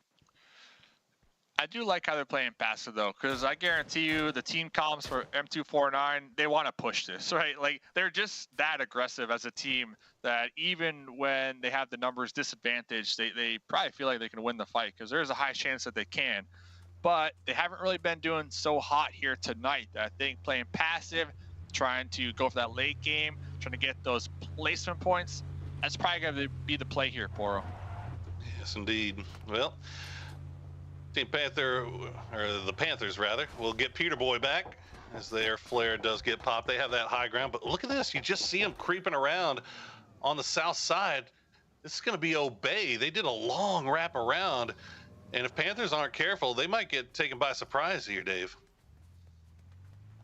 Psycho is definitely playing real risky. Pushed up by themselves here, giving away the intel of the vehicle, and it looks like their position might have been compromised. Yeah, Psycho does have the M249. 150 bullets is going to be spotting out legal. Go for that spray down. The position is 100% compromised now if that vehicle didn't already alert the Panthers. And they're looking to take him out. They got to be careful, though. They hear the other vehicles as well, so they know he's not alone. So they don't want to make this push without guaranteeing that they'll get the knock. There you go, Khaled. Once again, the UMP beating the M249. SMG is just so strong right now. As we see Zero trying to return some damage over onto Khaled. Shot's not going to land, or at least not enough to get the knock here. As now, Obey will have to figure out what they want to do. As Psycho hadn't been okay, there you go. It's finally flushed out, but they have their backs against the wall, Dave. They have their backs against the wall, and Panthers right in front of them. Yeah, it must be like the Panthers might opt to just flush them out, right? Flush them out so that that potential of the backstab isn't there anymore. And Legal with the wide wraparound already up at the doorsteps of the church. And here comes the push from Malkin with the pull-up, taken down. But Peter Boy with the support right there. The top player when we're looking at damage done in the lobby so far. That's a player I want to have on my side supporting me, that's for sure. And let's see what Legal can do here. Can Legal get the squad wipe? Secure the south for the Panthers. Oh, Yumi, it's so close. It does spot him out. Legal, I think this is actually real smart here. Legal realizing that he's kind of on an island. He doesn't have support from the rest of his team, or at least they're not close enough to make sure that if he gets knocked, he won't get flushed. So he will pull back. And they at least know where Yumi is. They have that information. So Yumi now trying to reposition, trying to make it a little bit more difficult for the rest of Panther as they try to clean this up. And now the support has arrived for Legal. They have a pretty good idea of where Yumi is. Ah! Crows everywhere! They get me every time, Dave. They get me every time. Well, they're going to get Yumi here in a minute. Yeah. Done. There it is. Done. Clean. So the Panthers, yeah. How about them Panthers? How about Graveyard. them, man? They got it on lockdown. They got 9 elim points this game alone. Still 4 strong down there in the south. Probably a ton of drone credits, so they're going to be calling in the reinforcements and just setting up for late game here. Wow, I mean, they are just snowballing tonight. It truly, and it's I mean, they'll pick up the drone credits off of what's left of Obey, but I mean, it's like they were getting deliveries that whole time, the entire time, and now M249, they've got nowhere else to go. That high ground looking juicy, but I don't know if they know what's waiting for them up there. Yeah. I'm hoping they do that. I'm hoping they do that. They just skirt the whole thing. I mean, there is a compound that's playable over there on the western side, but man, that high ground is just so good, Dave. Yeah. So good. They're not looking behind them though. They're not looking behind them. That's one thing I do see from the Panthers. So if they hear that vehicle, they might. Ooh. I don't know if they heard it. You saw the little Doritos. Those two on the south side we started looking off to the south there right as soon as M249 pulled out and pulled out of that vehicle. So we'll see. We'll keep an eye on that. But right now, BIS kind of hanging out on the edge here. And we've also got Violent by Nature. That's got to find some place to play inside this new zone. Yeah, BIS, another interesting team to look at. Voxel was telling me this team has been playing together for months now, so they definitely got that synergy. And they told me the reason they did not qualify week number 1 is because the team was real nervous, real scared to take these team fights. So week number 2, definitely. Week number 2, playing with a lot more confidence and better communication. So we'll keep an eye on them as they are going to be holding on that east side right now to themselves. Okay. Here you go. Violent by Nature trying to set things up, but the real killers holding strong. They're defending their compound with gusto as a few shots will land, but I mean, it looks like Violent by Nature just cannot find any heads. They can't see the angles, and now the blue has arrived, Dave, and they've got to get a move on. Yeah, and I just noticed M249 calling in a green flare right there. Oh, that's going to alert the Panthers 1,000%. The next zone does shift. The Panthers still going to be holding down the graveyard, that high ground. But M249 right behind them, they had the element of surprise, but not for much longer if Legal does spot out the M249 player in the sky right behind him. Oh, yeah, he did. You could see he did because he's calling Malcon over. I mean, Khaled and Peter Boy are kind of keeping an eye on what's going on downhill from them. But here you go, the push coming through as TRK will try to hold off. They're going to lose Angie and Boss right off the bat, though. Mick going to try to come in and see if he can find some damage, though. Won't find it. Down to 1 is the real kill. Actually, are they just done? They're out? Is there one alive still? Gone. Wow. That was quick. That is an effective push there by Violent by Nature. I was thinking that they would just let him go. Yeah. They needed to get in and get out because they're not in the next circle, right? And they needed to take out that squad before even having the opportunity to push towards Syntex, who are currently gatekeeping them. So we'll keep tabs on that because it looks like, that player that M249 called in, they were spotted. Yep. So another point going over to the Panthers. Yeah, Illegal doing a little skeet shooting in the air as Cryox got knocked right out of his parachute. Now Sleep and Kitty-Cat, they're left to pick up the pieces here for M249. Now Malcone is going to be over here providing some support for Legal. Looks like Peter Boy and Khaled still... Okay, Peter Boy is going to hump over here, and they're going to make sure it's a 3v2. Khaled will just kind of keep an eye on things. They don't have to worry about getting pushed from the north at all, so they can afford to devote most of their resources over here to cleaning off M249. But this is the fight we've been waiting to see. The two titans of the lobby, once again, squaring up. Yes, sir. Khaled's job right now, just keep eyes right on that north side. Just keep that intel flowing. And Khaled's looking at this fight. So Khaled's like, yeah, there's a team fight over there in the guard tower. But y'all keep doing you in the south. Gatekeeping. M249. Looks like Malcone did spot out Kitty-Cat. Oh, boy. Yep, Sleep. The last one up now is going to try to pre-nade his own teammate as they try to go for that flush. Does not work. Okay, Sleep will get 1 in Malcone, but they'll should be able to get that res back up. I got to say, we're keeping an eye on this, obviously, for good reason. I mean, it's Team Panther. Big fight. But big team. Yeah, for sure. STX, though, held off a push from... I believe it was Violent by Nature trying to push in. They held it off, but while that was happening, Burn in Silence was just kind of hanging out in a compound, watching it all go down. And so any losses or knocks that STX took, they've been able to kind of reset completely off of it. Burn in Silence just kind of letting it happen underneath them. Oh, with the popcorn, with the popcorn, enjoying the show, right down there in the south. And STX, we see them 7th place overall, so that was a huge defend on their end, able to get 3 elim points, and now everybody just going to be trying to hold down their respected edges here. BIS is going to be maybe implementing a 2-2 split. Khaled, was spotted though.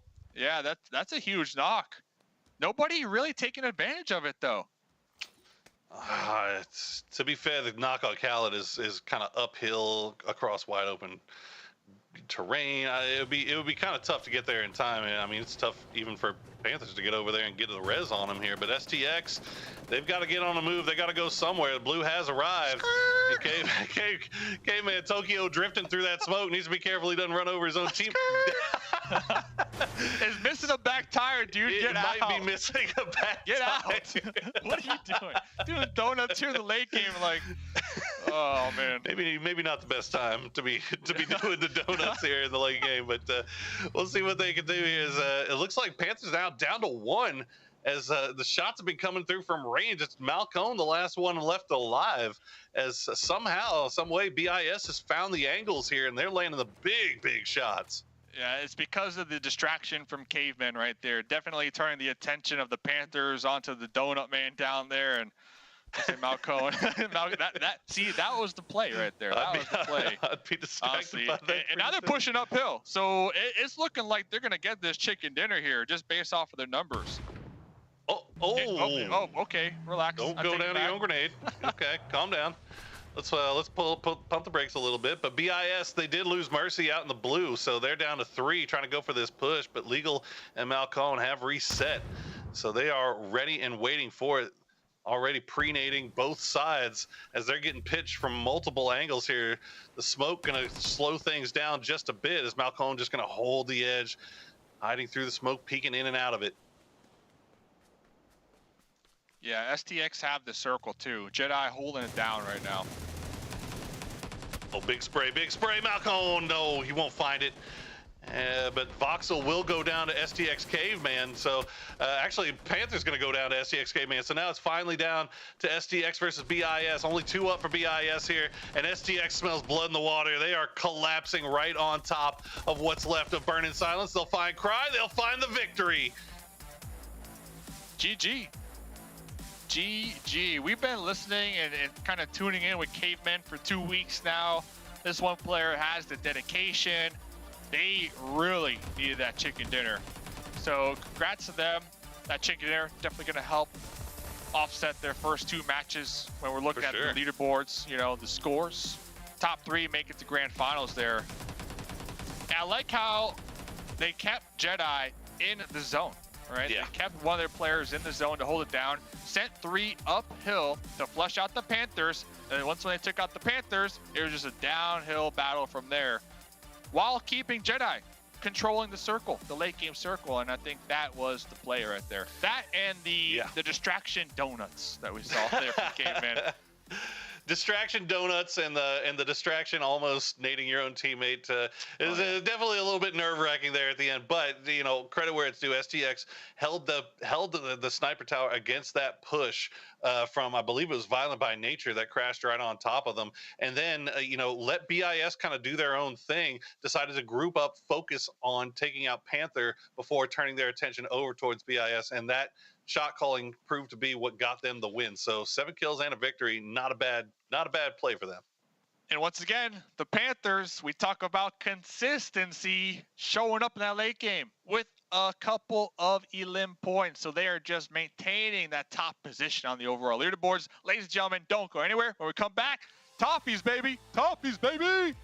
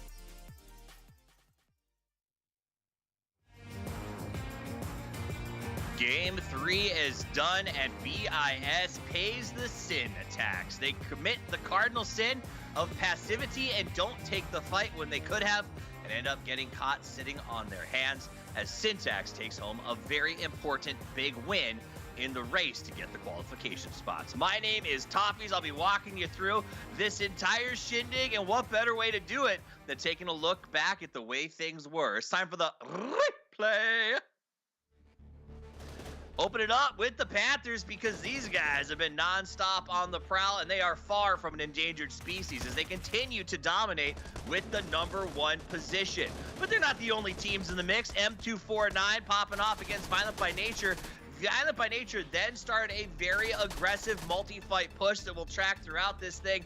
Not to mention the Panthers, who still didn't win this one, but were in the mix. If it comes down to an endgame, the Panthers seem to be involved. This is the Real Killers and Violent by Nature. Violent by Nature crashed this compound, erased, eradicated, destroyed, absolutely, the Real Killers, and then pushed on to take a fight against Syntax. Syntax destroyed them, and that was the moment when Burn and Silence could have mounted a counter-offensive. They didn't. They waited to see what the Panthers would do. And all that did was left them down 2 players and exposed, because once Syntax took out the Panthers, it was an easy roll left and a cleanup effort as Caveman and the rest of the team move forward and take home the big points. Excellent execution and just really beautiful play by Syntax as that one went on. I'm going to bring in our casters. We got Mustache Dave and Porosaurus here helping us break down the action. To me, Poro, that was it. Syntax, like, they were in that tower. They got crashed by Violent by Nature. It was a big fight, and Burn and Silence just watched. It was an opportunity. You know, this game is all about opportunities and taking those high risk, high reward plays whenever they present themselves. And this time around, whether, you know, I got to be honest, I didn't see how many of Syntax maybe went down during that push. So if Burn and Silence was watching the kill feed and just maybe didn't like their chances on that hard crash across the wide open street, you know, there's a number of reasons why they wouldn't do it. But again, like you said, high risk, high reward. You got to go for that stuff, Dave, if you're trying to make that top 3. Yeah. Yes, sir. You know what? BIS still got second. 4 kills. That's good for them. So let's do this. Let's pull up the leaderboard. And Dave, I want you to walk me through what's happening here. Honestly, I stopped, man. I'm not. I don't know if this is updated or what. Solid. Hey, Luke B, what happened, bro? It is updated. The Panthers are at 53 points. At this point, everyone else has just been like, Panthers, whatever. So Panthers will very likely pass through into the grand finals. The Real Killers have been sort of, I guess, living off of their victory and continuing forward. Burn and Silence and Violent by Nature both putting in a lot of work, and Syntax does climb after that chicken dinner. But I got to be honest, to be serious about this a little bit, Mustache Dave, like, even with that chicken dinner, Syntax isn't even able to climb onto the left side of the board. That shows either a really slow start or a tight board. Tight board for sure. And all jokes aside, I do appreciate how right now the top 3, 2 of them don't have that asterisk, right? I like to see new teams get that spot to qualify to the grand finals, because that truly shows me that they're showing up, right? They're showing up. They're learning off of last week's teams. Obviously, they went back, watched the footage, watched the VODs. They got a better understanding on where some of these teams who already qualified, maybe where they like to drop, where they like to rotate, and they adapted their play style with that in mind to make sure that they also get the qualification spot. So I do appreciate how these teams are showing up here tonight. Yeah, I agree. I couldn't agree more. It's awesome to see these teams showing up, and I hope that if you guys at home want to show up as well, because now is the time. We have one more influencer event. We have one more open qualifier with a total of 5 spots plus wild cards to give away. So you have your chance to play for $200,000 in prizes in the grand final. Go to esl.gg/New State Mobile Mashup for your chance to get in the game. Like I said, a lot of spots, a lot of openings, and you're seeing a lot of asterisks in these final circles, Por, when I do think that in a way kind of opens the opportunity for some new teams to, you know, maybe make it while having still some time to prepare for the grand final. It's still close, man. It's still close. I mean, I was looking at that leaderboard. We obviously talking about the Panthers, just kind of running away with it, and for good reason. I mean, they're looking at absolutely disgusting. But everybody else in that leaderboard is really, really close. We're only like 10 points away, second from like 7th, I think, or it's still really close. So one good game could be all the difference, especially now that Syntax has kind of opened things up a little bit. Absolutely. You know, I hear that survivalists often wear hats with eyes on the back of their head to trick jungle cats into not attacking them. Maybe it's time to change some skins, boys. Game number 4 about to get underway. Can the Panthers do it again? Probably. We're out of here, though. He's out of there. Hey, what's going on? Who's he talking to? We lost him. He's gone. He's going to go hang out with the graveyard crows.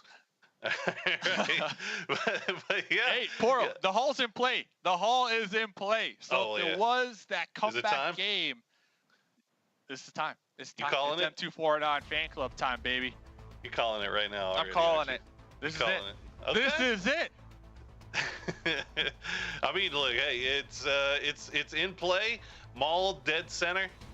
You know, this is kind of the classic circuit that we've seen M249 really kind of have a whole lot of success on. So yeah, there you go. Just in case you didn't know where Hall was, here's about let's make it 6 arrows and a circle. Let you know exactly where M249 going to be. Zooming in. Apparently, you maybe needed to send this information over to Panthers because they're dropping right over on top of it. Oh no! Oh yeah! This is a spicy fight. This is what I want to see. This is the fight between Dave and Poro right here. The Panthers pulling off. Poro, yeah, what happened? We pull off of that. That's fine. You pull off that? No, we don't go for hot drops here. You're already at the top though. You're already definitely qualifying. The Panthers, I mean, they're already qualifying. Even if they got a 0-point game, they got so many points here. True. This was the fight we all wanted to see, Poro. What happened? The Panthers. So is M249. Scared. They qualify. Scared. Scared. What are they scared of? Scared. Right. Nah. See, it's not a hot drop. It's a lukewarm drop. All right, Dave. You know what that means? That means you drop over in Anchorville and you keep your eyes on M249 whenever they leave Exhibit Hall, and then you make sure you got all your loot. You throw out all of that hot drop RNG about who's going to get what good gun. Instead, you try to take the fight to them a little bit later. That's the play. That's the play. Sounds like somebody who's scared. I'm just saying. Because I don't think we've seen a fight on a serious level here. I don't think we've seen an M249 hot drop where they didn't come out on top. Yes, they might have lost 1, maybe 2, but they always win. They always win because they drop on the roof.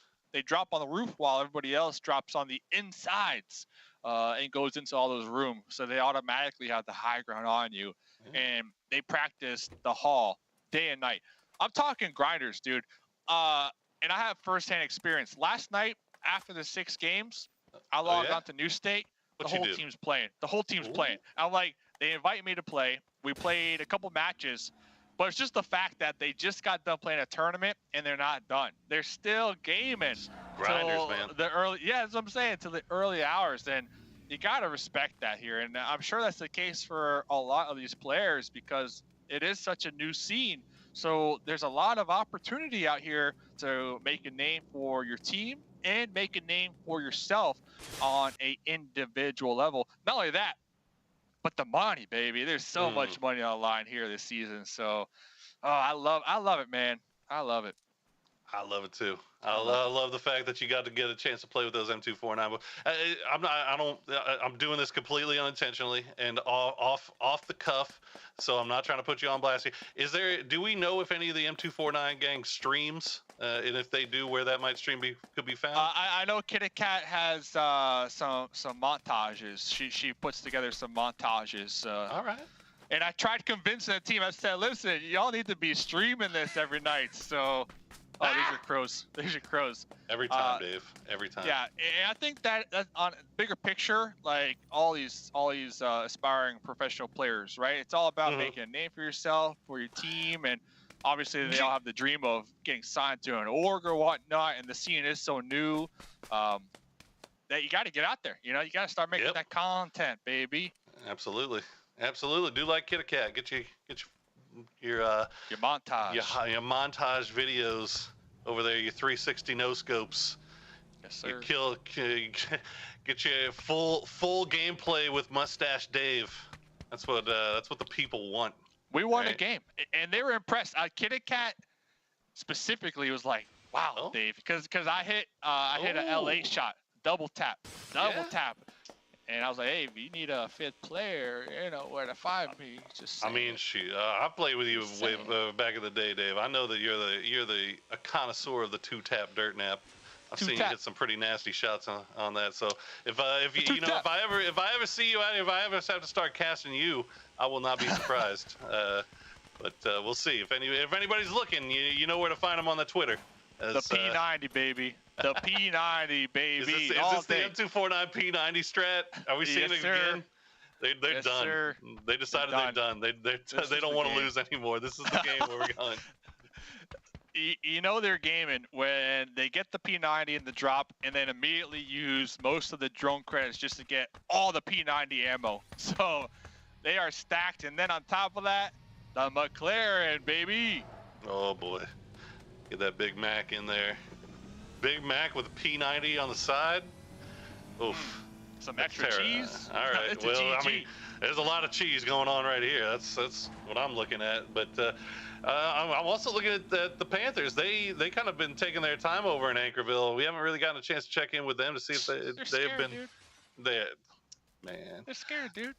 Well, I don't know what they've done with their time in Anchorville. If they've managed to collect some drone credits for themselves, maybe get some P90s of their own. But I'm not seeing any McLarens, so that's a check mark in the wrong column.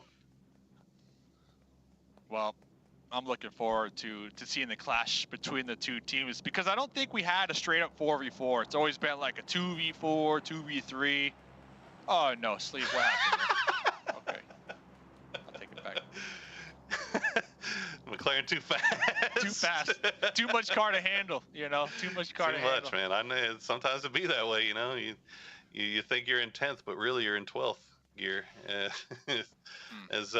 I mean, and to be honest, it looks like they crept out towards it. It feels like M249 is hunting Panthers right now, doesn't it? Like they're hovering around that north side. Yeah, and I like how the Panthers are being proactive and planning their next move. They already called in a red flare, so they're gonna get a Groza, a custom kit, a med kit, and they also called in a drone with a green flare. So just in case they do run into M249, because they know M249 are at the hall, they're prepared to lose a member of the team and immediately most likely pull back, call that green flare, get their teammate right back in the game here. So I like how the Panthers, out of all the teams tonight, they've really been planning ahead, not just for the next circle, but to me, the Panthers have been planning for 3 circles ahead and being proactive all night long here, Poro. Absolutely. Well, I mean, if nothing else, honestly, everybody has kind of had the same opportunity to just kind of take their time and loot up wherever their drop spot is. No real hot drops to be found so far. All 32 still alive. I don't think anybody's had to come back. So we should see everybody about as kitted as they are going to get. So I'm interested to see if anybody was able to collect those drone credits and find themselves some extra utility in the way that M249 was.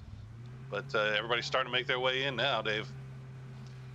Everybody looking for somewhat of a centralized position too, and it looks like Violent by Nature are going to be pulling in with some vehicles. We got the Real Killers pulling in with some vehicles, and here comes the first fight of the game. Oh, and this is what they want. They're crashing in there with SMGs blazing, but the Real Killers kind of going down here. I think this is Peel mostly on the outside. Managed to get the angle that they were not expecting. Flashbang come through from Peel. It's down to just Boss for the Real Killers as Peel finds himself a little bit blinded by the light. Going to try to push up that staircase, but I think you want to wait for the rest of your team to get there. It looks like he's got some support now. Boss in a lot of trouble. Yes, sir. Boss with the Uzi, though. Oh, letting it rip. There's one. Oh. Reloading. Tucking behind the wall. Oh, no. Oh, no. Oh, no. Getting two. Another reload. Oh. Boss. Good try, though. Good try, though. With the Uzi. got up in there. Yeah. He did his best. I'm kind of keeping my eyes on the map here. Burning Silence was just off to the south, and they were taking shots over in this direction. Now all of a sudden they got two in a vehicle starting to head over here. I'm not sure if they were maybe thinking about doing a crash after that fight played out, but actually it looks like they pulled off. Okay, so no crash coming through. They like the popcorn, Poro, like last game. They like to watch from the sideline, right? They play it nice and slow, but opposite of that, King A. Wartime, they did pull up. Oh! That's a nasty shot there, King A. Spray that man down through the window. Okay, STX going to go for the res immediately. The rest of Wartime just kind of pulling the surround. Meanwhile, Dave, I'm keeping an eye on that map. Look at that kill feed. BIS, they did decide to crash. It was a little bit late, but we'll see if they can get anything out of it while we keep an eye here on Wartime, kind of pulling the surround on STX. There you go. Coming in. Mercy going to find another one. And there you go. Done. They clean it up. BIS. We're harping on them last time for not being more aggressive. This time it pulls off, and they find themselves with 3 kills. Yes, sir. They must have heard us, and almost as quick as that crash ended. Well, here comes Wartime pulling up right now onto Syntax. Wartime trying to get these grenades in, but Caveman bolting out the window with the Vector.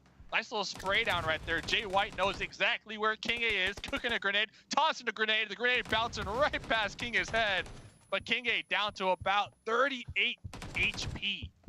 Oh, this is a dangerous push here from Wartime. They didn't even have all 4 here. Everfury wasn't even part of this. And there you go. Now Everfury finally rolling up in there, but it's a little bit too late as the rest of his team's already down. Now the whole team is down as STX will hold strong. STX. Okay, last game really kicking them up a notch here. We can see they are in 4th place. BIS as well. Tied. So that one push from BIS right before this push from Wartime, that allowed them to be tied right now for that 4th place spot. So that was a huge push. Yeah, huge push for BIS and a huge defend for STX when we're looking at teams to qualify. Yeah, it's going to start getting real interesting down there towards the cut line as we still have 19 alive. M249 still in it. Panthers still in it. And surprisingly, it hadn't been either of those 2 teams that we've been seeing fighting early on. Not what we would have expected from what we've been seeing here throughout the past couple of days, but M249, they are absolutely kitted out of their freaking minds right now. Yeah, they're actually going to win this game. They got 2 P90s. Calling it now. Yeah. Ain't even playing around. They got 4 vehicles. They got the nice little high ground hill over here. This is their bread and butter, right? This is their bread and butter. They just need to take out the Panthers. Honestly, if they could take out the Panthers now, that's it. Ooh. That hit? They know that now. They know that's the Panthers. They know it's the Panthers. Poro, they're pushing. Let's go. They're going. They're crashing. They got that knock. I can't believe he got that knock from way downtown with the DP. Absolutely nuts. No, don't hit the rock. Oh, no. No, don't hit your teammate.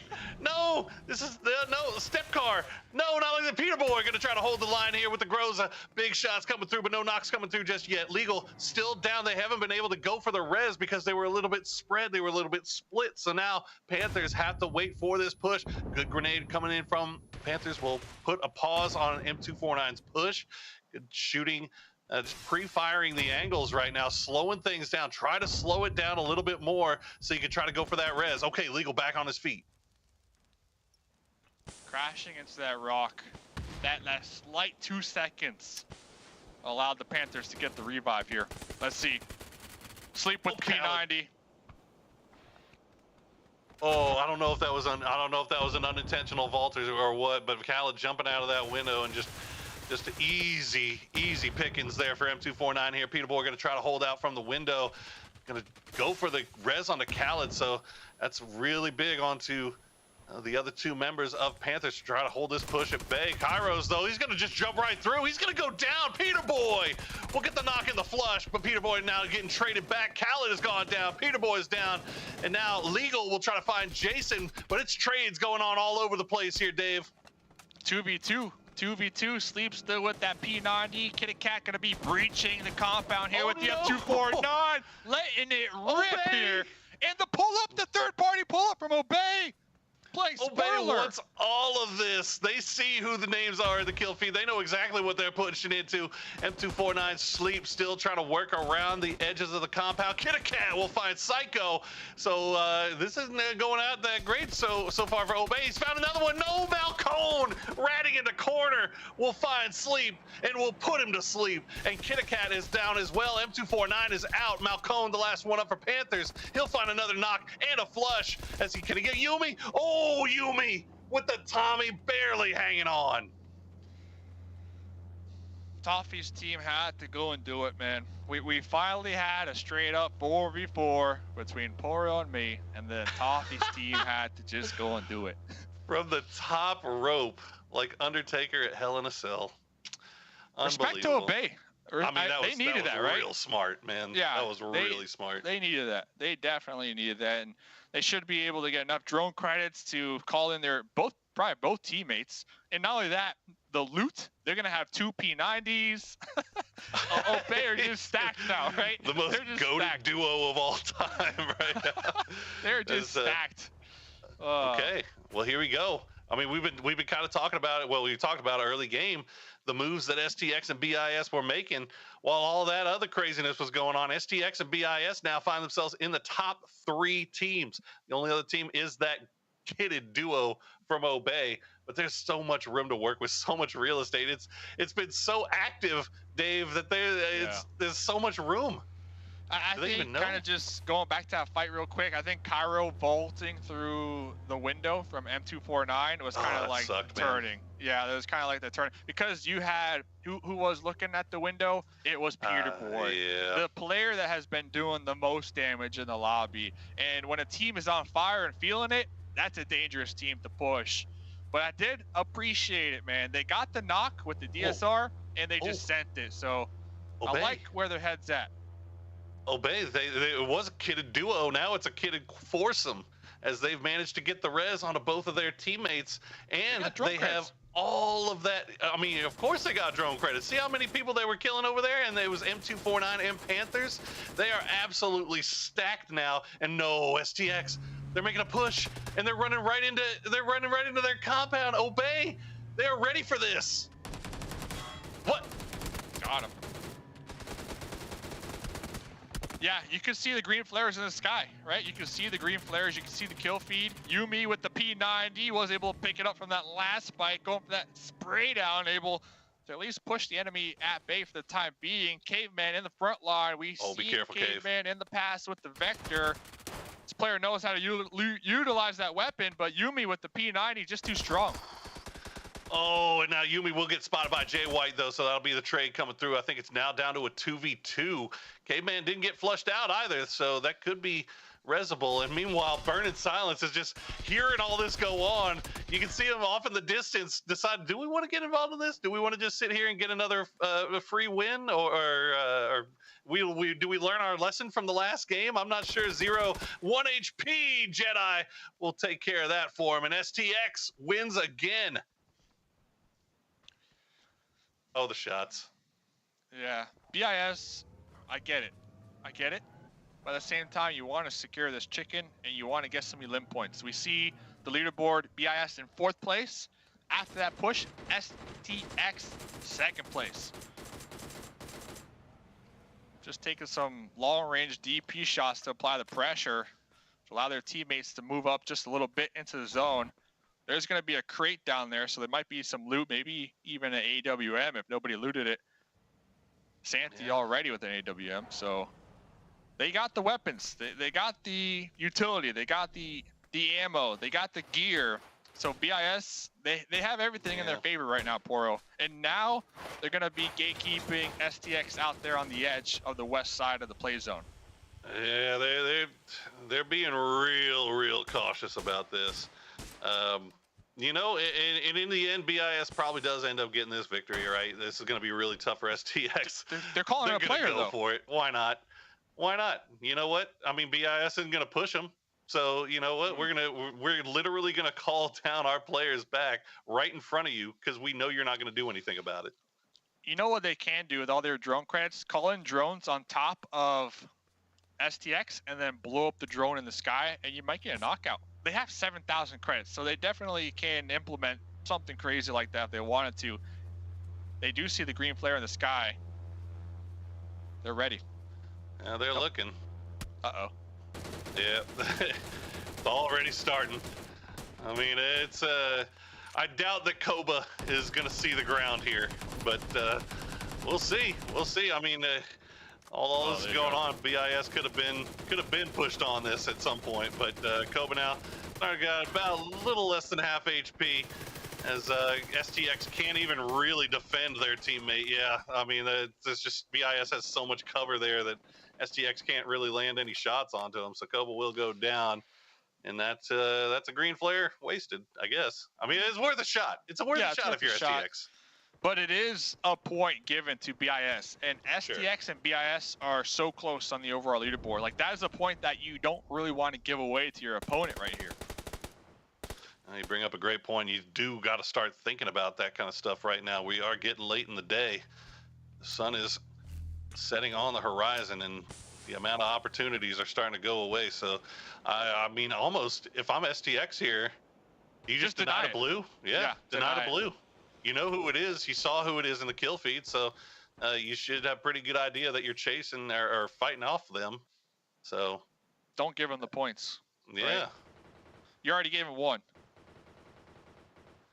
Yeah, well, they are taking their time about it if they are thinking about denying, but it looks like they're not going to do it. They're going to go ahead and brave it out, try to make the push with Caveman in the car. Jedi takes shots over towards Cry. Caveman will go down to Mercy, so that will at least be 1 point picked up by BIS here. Jedi, I think at this point, yep, yeah, I'll just deny. There you go. Done and dusted. BIS will get the victory this time with 5 eliminations. Let's go. BIS, slow and steady, wins the race for this team. They had 4 up.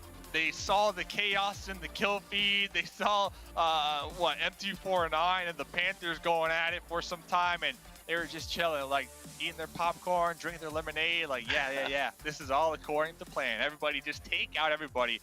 But they did give away STX that free point. They gave away that point. So 2. at the end of the night, they give away 2 points. So at the end of the night, if they don't qualify by 2 points, that's where it came from, right there, instead of denying it. Yeah, I mean, hopefully they don't have to sit around and think about how that what might have been there as those 2 points. We still got a couple games left to play, so you know, not all written in stone just yet. But man, what an exciting 4v4 match between M249 and Panthers. I mean, I've been looking forward to that all day, Dave, and it delivered, absolutely delivered. Yeah. And then Obey, just, you know, showing up, that one person that you didn't invite to the party, but they got the email after all, right? So, ladies and gentlemen, that was that game. We're going to send through a quick break. When we come back, Toffees to break it down.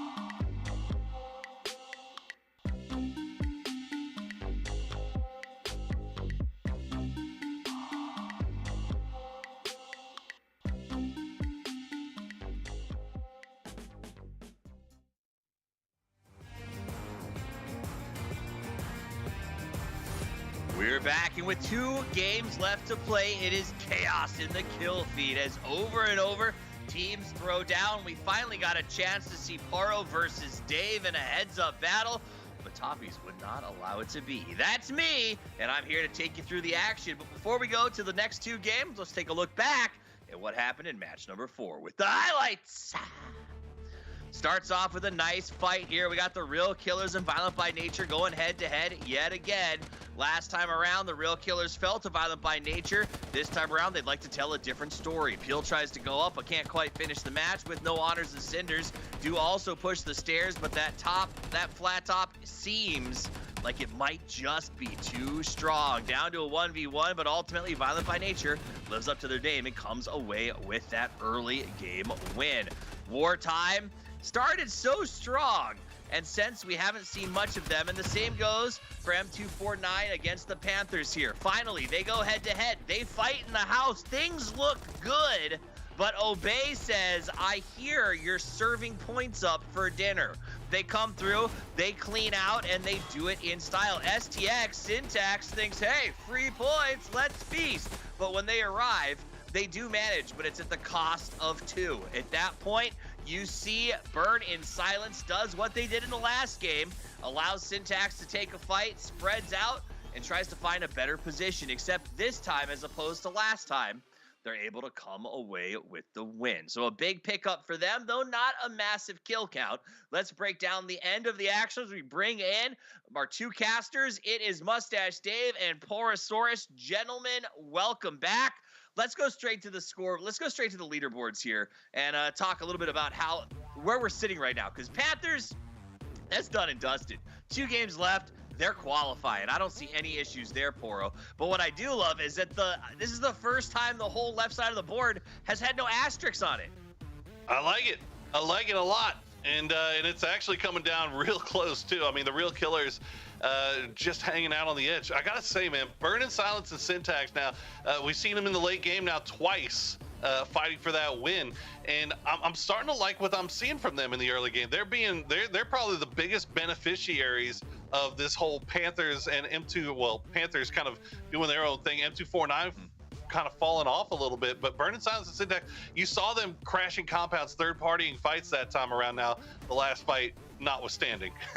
Absolutely. That last fight, Dave, you're a mobile expert. You play, I mean, you're a Platinum 1 from what I understand when it comes to New State. So can you explain to me what Syntax was doing with the green smoke and the one denies, one doesn't deny? I mean, they're literally 2 points and they'd be tied right now. So I'm lost.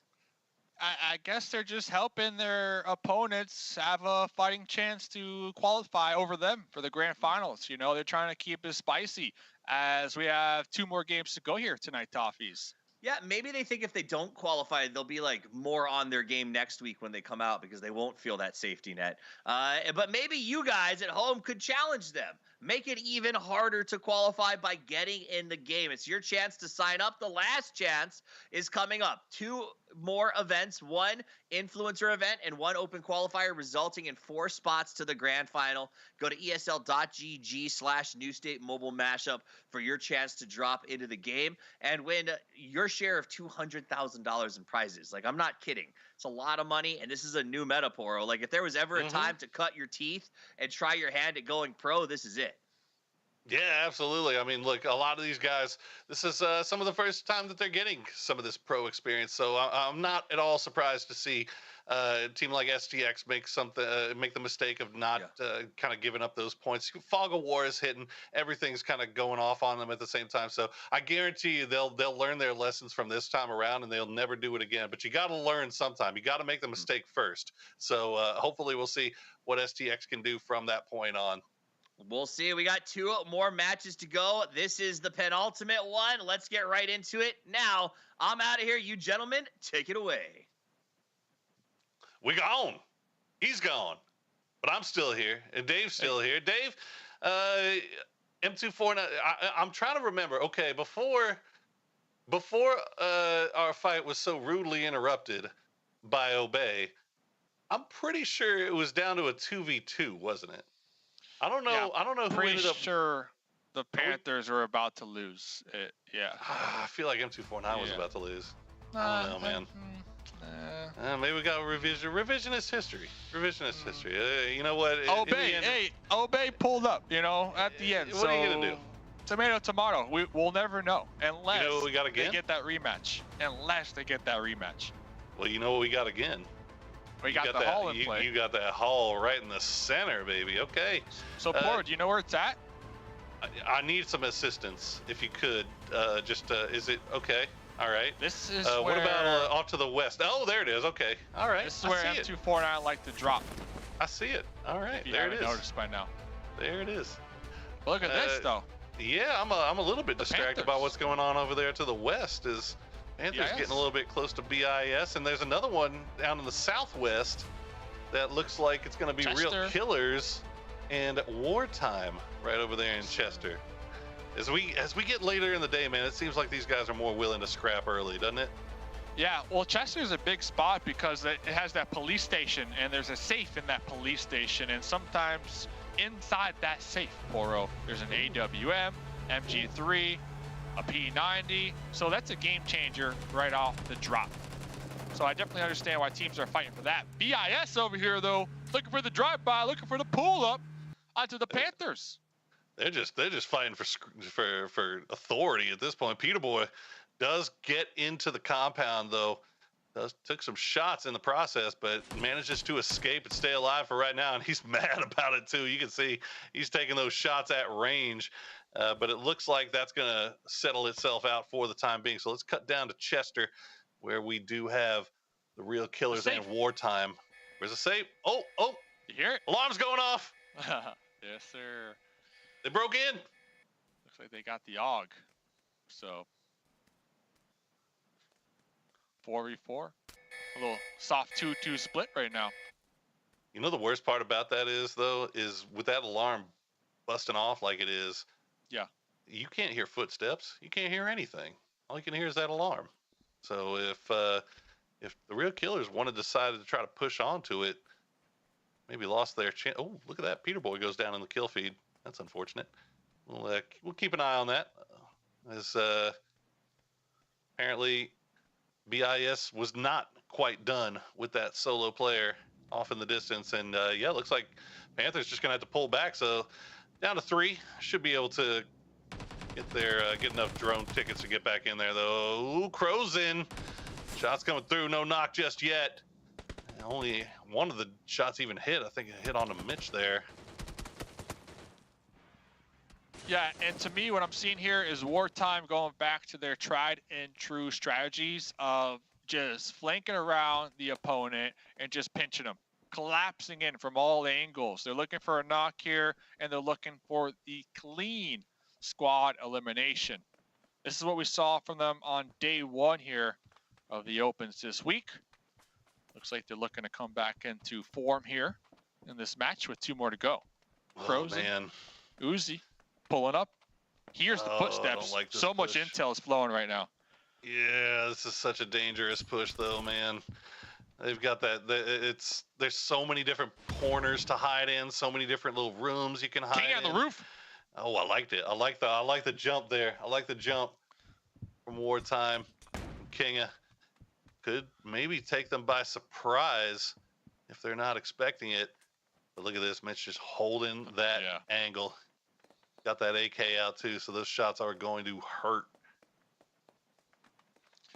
Mitch does have a scout drone too, so if Mitch wanted to go in a bathroom and pull out the scout drone and kind of get the intel, oh no, not gonna happen. Kinga wrapped around that corner with the M4, taking out Mitch, and then from the outside, Wartime cleaning up here. Poro, boss, Tommy gun in hand. Okay.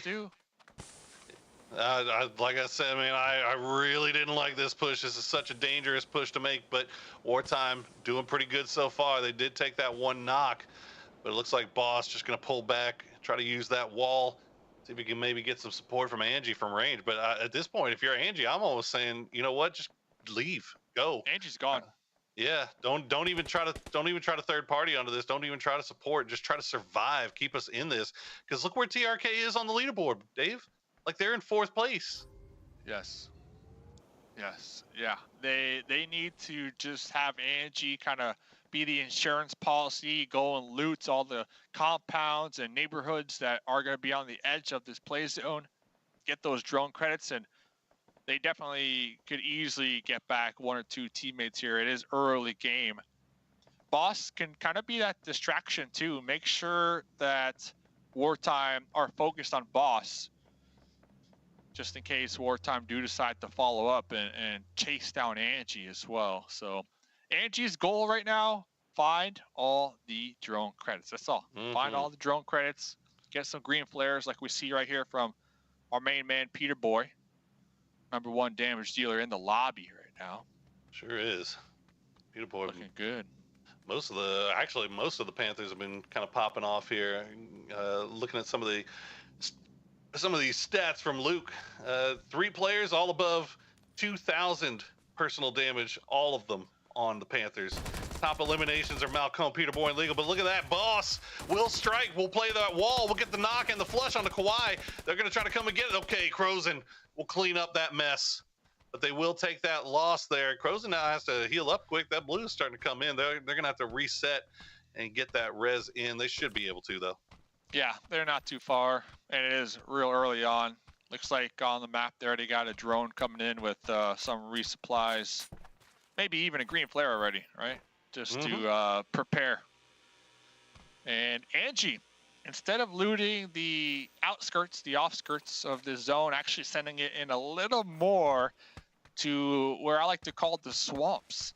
And to me, that's almost as if Angie is just looking to play that solo role and survive versus hunting down the drone credits. So we'll keep tabs on Angie because, like you said, they are what, 4th place on the overall place. Yeah, so there's a lot riding on the line. And here's the swamp I was talking about. There's a lot of boulders, a lot of trees, and some water as well. So in that area that I highlighted, very difficult to drive a vehicle through. So Angie right there, kind of overlooking one of the main bridges. Angie does have the possibility of maybe getting 1 or 2 elims from that spot, maybe a vehicle explosion. But the thing is, they are by themselves, right? Yeah. So it's going to be a challenge being a solo here in this game this early. And it's a dangerous game that they're going to play.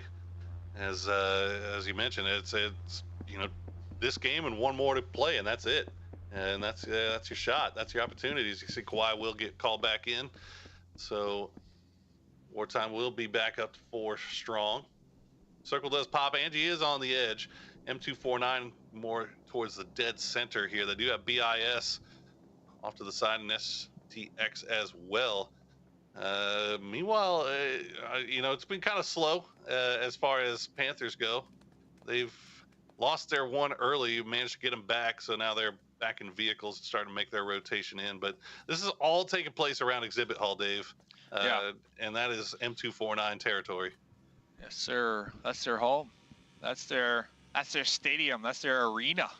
That they welcome any challengers to that arena here. And they're probably going to hold it down for a little bit, especially after the last game where that push didn't really play in their favor because of the third party from Obey. After that team fight, they're now on the right-hand side of the leaderboard. So M249 probably looking for at least the 2nd place, maybe even a chicken dinner to kind of set them up for success in the last game of the evening. Here's STX. This is going to be a team on the hunt, on the grind to qualify. They're going to be a little west of the hall right now. Looks like Jay White looking to reposition the vehicle, keep those tires safe. Heads up play right there. Yeah, I got to say, man, I'm interested in M249's headspace right now because, we've gotten so used to seeing them just run over and punch everybody in the lobby. And it almost feels like this is the first time that somebody's really punched back. And Panthers,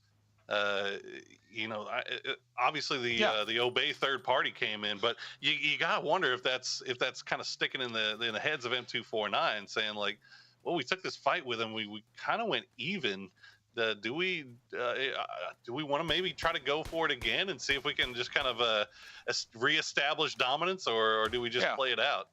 That's actually a really great point, because every single lobby we've seen M249, they're always playing from ahead, right? But now playing from behind, I think it's good for the team as a whole to really test them, you know, put them to the test. They already qualified for grand finals, so playing from behind is a true test, because obviously it's more challenging, right? The pressure is built up, and I think it's an even bigger challenge not to kind of get tilted throughout the day. Say you are kind of playing, you know, not the best of your abilities here.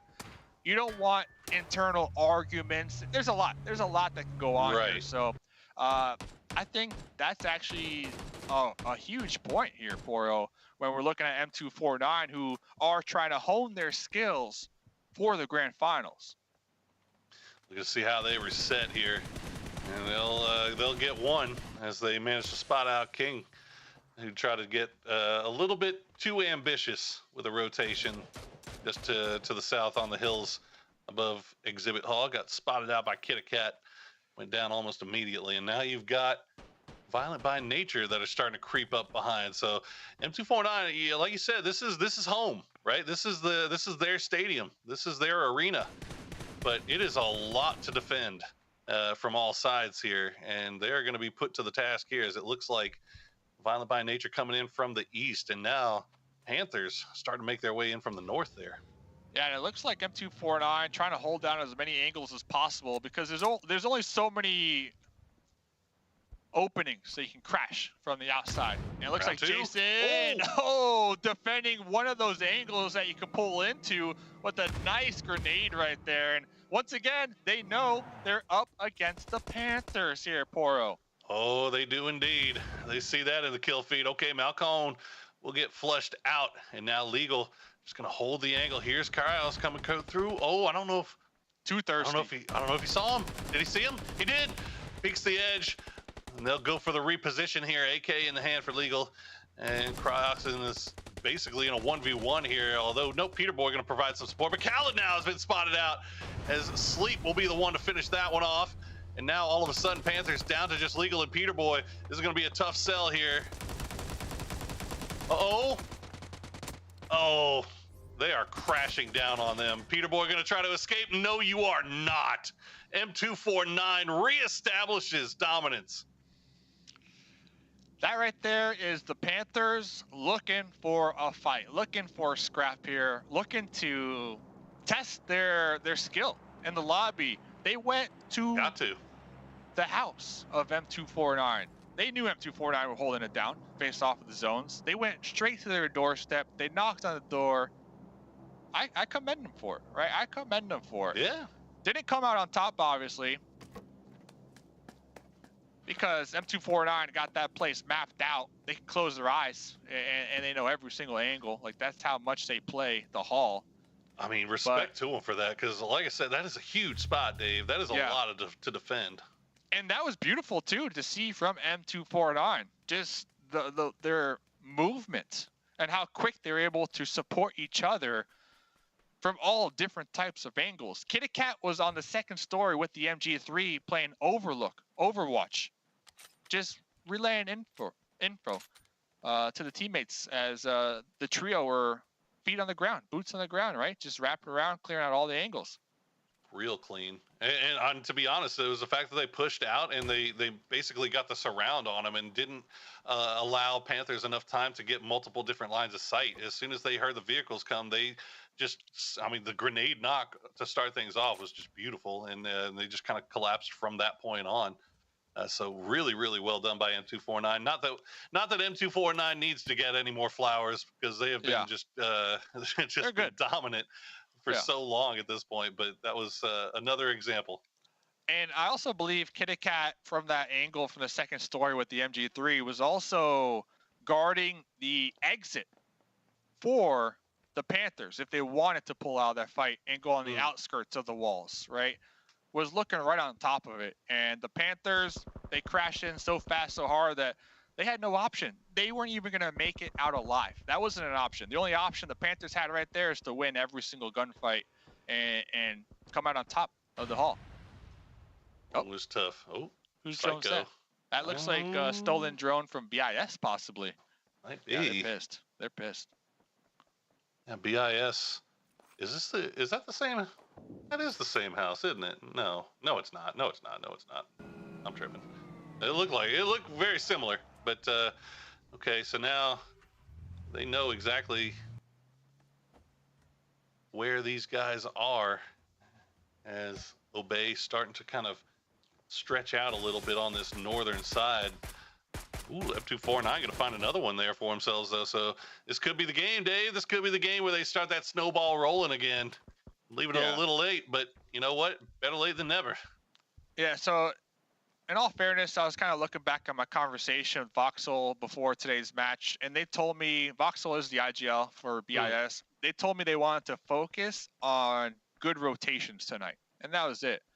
They have been doing just that. Their elims, not the hottest on the overall leaderboard, but when you look at the rotations and their positions, playing the zones, they have been, I think, in every single late game so far tonight. So they had a plan, and they're executing on that plan. So I definitely have to give credit where credit's due on the side of BIS.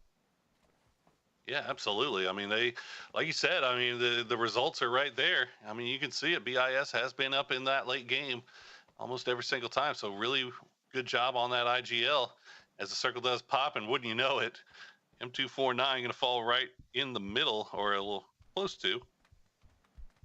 2 crates for him as well. But now it starts to get a little bit tricky, because now you got to start wondering about, okay, is it going to come from the south? Is it going to come from the north? Can we keep an eye on all angles? Is anybody even going to try to make that push? And also worth noting, so. Angie's still in it. Angie's still in it. Oh, wow. Shout out to Angie. So instead of looking for drone credits, looks like Angie just kind of playing that solo survivor snake role here for placement points. Oh, we're talking about Angie. Yeah, talking about Angie. Healing up here. So close to the safe zone. But yet so far. And nobody from STX looking back behind him either. But it might not matter. Angie slowly bleeding out in that zone. STX left Jay White up on that high ground to see if where they want to play from next. Because you know I think Angie tried to stick around and see if she can find some more drone credits, but in the end does go down. But yeah, SGX kind of in a weird spot where they want to make sure they don't want to crash onto the stadium, right? But they want to try to find a spot where they can kind of play around it and avoid the line of sight. But it's been pretty hard. But look at Cry. What? Cry? Did he just clean up that entire team? Yumi's still alive. Oh, and Psycho went the opposite direction. But yeah, that was a nice couple of elim points on the side of Cry from BIS. Oh man, if you look at the map, you can see everybody trying to make their way into this circle, but everybody having to work around the giant elephant in the room, and that is M249 in that exhibit hall. They're trying to avoid all the lines of sight, and because of that, they're forcing themselves into these fights in open ground on the edge of the circle right now. So number of teams just kind of falling right on top of each other, as it looks like Jedi no honor for Violent by Nature, the last 2 up, and Jedi now spotted out. And that just goes to show you how much of a presence M249 have in this competitive lobby, that every single team alive chose to rotate on the outskirts of the blue zone instead of crashing the hall, essentially just running on top of each other, fighting for what little terrain is still available. And next zone goes up, the edge of the hall still in play. Oh my goodness, M249. This is just looking like a freebie. I mean, nobody wants to challenge them at all. The only team that tried was Panthers, and they got just decimated. So now it's just, I mean, you can see the bowl that they're kind of working in, and nobody wants to peek around on those ridge lines. So M249, they just get to lay back and vibe while the rest of the lobby kind of sorts itself out. Out of BIS and M249, though, I definitely feel like BIS have the better position on top of the hill to the northeast because they're going to have some open sight lines on probably STX and also Obey, who are probably going to rotate towards the east side just to continue to avoid M249. So BIS are set up really nice here. Once again, Poro, for the late game. Yes, indeed. And they can pretty much put all hands on deck watching off to the south here, as that's pretty much the only place that they can really be worried about getting pushed from. As Cry will find another one. Psycho gonna go down, and now it's just Yumi left alive for Obey. Now STX still have 3 up. They're still trying to make their way around here. Yumi actually just gonna send it into M249. I hope they're not looking. Unfortunately, they have nothing else to look at. So Yumi will go down almost instantly. And now STX in a little bit of trouble here. Caveman behind the boulder in the blue. I don't know if that heal. Yeah, no heal. I do like the teamwork from BIS. One of their squad mates were knocked out, so they sent 2 teammates to get the fast pickup. Cry still just putting in the work with the DP all game long. 4 limbs out of 5 total from the team. That Cry just can't miss right now with that gun. Jay White's still alive. We'll try to creep up behind. He is in circle. Can't see him. Yeah, I got that sneaky ghillie on. Looking like old school Dave. I remember old school Dave reporting from the map stream, letting us know what was going on while wearing that ghillie suit. You remember that, Dave? I know you remember that. Let's see Jay White popping up right there. Trying to get the thirst. The reload on the Tommy gun was able to get the thirst right in time. I don't know, though. With the ghillie suit, I don't even think they would have seen him, honestly. Oh, no. While that was going on, M249 got the knock and the flush onto Santi as well. So just like that, EIS down to just Cry and Voxel, and M249, they're just pushing into this. Now, will they try to do it with Pans again, Dave? That is the question. Cry definitely still landing those shots. Definitely not. And look at that. Sleep was able to get the attention of BIS from the south on that off angle, while the other 3 were pushing from the north. Poro, the sweep around, the wrap around, the M249, winner, chicken dinner. Easy. Well, we were waiting for it to happen. You knew it was going to happen eventually, man. M249 is just too good to be out that long. And they do finally get that victory. But that, Dave, is going to make this leaderboard really, really interesting. Where is that cut line going to be? How close? How many teams are going to be close, are within striking distance, within 1 game of worth of points of trying to make it to that cut line? It's this last game. There's so much still on the line. Yeah, remember, top 3 get the spot to the grand finals. First place, 3,000. Second place, 2,000. Third place, 1,500. BIS, Burn in Silence, consistent all night long. You have to give it to them. 1 more game to go. Can they keep up that consistency? Because to me, there's only 2 spots up for grabs in this last match, Poro. First place, the Panthers, they've been dominating all night long. So I have to assume they will be getting that ticket. It's coming down to it. 1 more match, Poro. That's it. 1 more. And with that victory, M249 actually made themselves some money, jumped up in the leaderboard quite a bit. So we'll see where everybody's sitting as far as that cut line goes, man. I feel bad. I feel bad for man, who was it that was trying to survive for so long? Angie. For the real killers, but I think a couple of the teams managed to kind of separate themselves a little bit. But TRK still in striking distance, still in 1 game's worth of kills distance. Yes, sir. Well, guess what? 1 more break. Let's send it. When we come back, Toffees to break it down.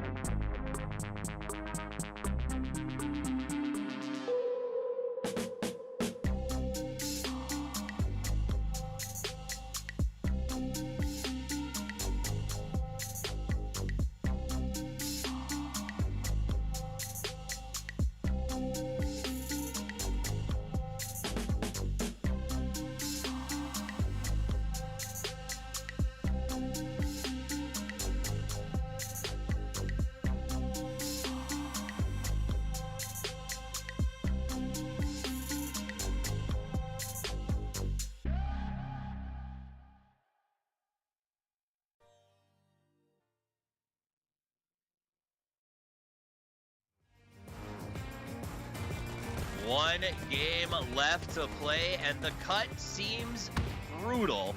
So maybe some of these teams better call Stitch. I'm not saying that there is not a chance, but it is going to be quite the reach for the other teams to join the top 3 or 4 who will advance. My name is Toffees. I'll be bringing you all the action here today as we continue through our last game. Before we get to that match, let's take a look back at the one that just ended. It's highlight time. We'll jump straight into a little bit of the Real Killers trying to put up a fight against Wartime. But at the end of the day, Wartime was just too strong. TRK has had a tough go so far. Not to mention, we finally see the fight that we wanted to see. That was a little bit of Panthers action up against M249. And for the first time, M249 came out on top of that fight. But now we jump over to the end of the match as STX did lay down, had the ghillie and a hope. But Burn in Silence does make a very big push to try to get that finished off before M249 could show up to put the seal on the deal. They've had a tough day so far, but after whiting the Panthers in the early game, it was all good as they continued to push forward and took home a big win that they are probably thinking that it took far too long to get. They're not the kind of team that likes sitting and waiting. Now, I won't be here alone. I'm not going to sit and wait for my friends to join me. I'm going to call them right in. It's Mustache Dave and Poro, the two busiest men in Newsday. You guys have had quite a bit to cover tonight. I'm glad to have you back. Let's go straight to the leaderboards and talk about them because this is a pretty tough cut, Mustache Dave. Remember, 3 advance, and we have an asterisk on the left side. Yes, sir. M249 right back at it, baby. 3rd place, $1,500 US. They're not done yet. The Panthers clearly at the top. So will we get a round 3? The Panthers versus M249 in the final match. That's what I'm looking for. Well, that's going to be fun to watch. It's also going to be worth watching the Real Killers for Source because at the end of the day, I think it's just TRK that has a chance of catching Syntax and Burn in Silence. Do you think Obey is still in the mix? I want to say yes, but you know the reality.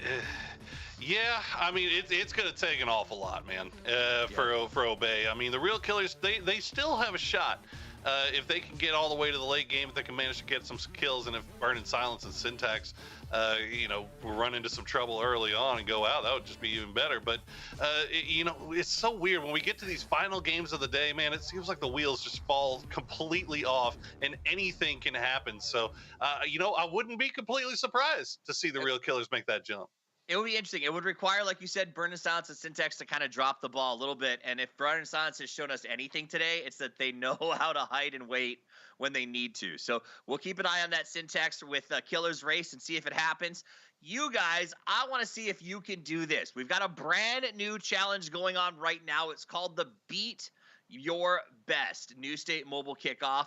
Long story short, we want you to post your best game online, tag your friends, see how good you can do. Winsanity has already gotten in on the action and posted his 12-kill game yesterday. I believe Dave went out and got himself a 19-kill game to make Win feel like a fool, because if you win and you sign up, you have a chance to get NC coupons, a $1,000 Amazon gift card, and the greatest and latest iPhones or Android devices. So we got a lot of options out there. Post your stat line and see who you can get ahead of. I assume you'll beat me. I assume you'll beat Poro. Dave's really our only hope. He's our platinum hope, Dave.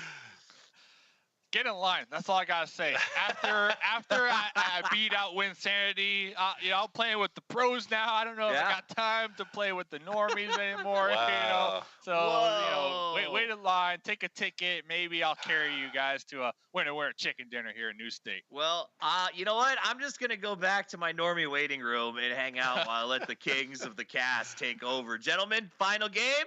Let's crown some kings. Good luck.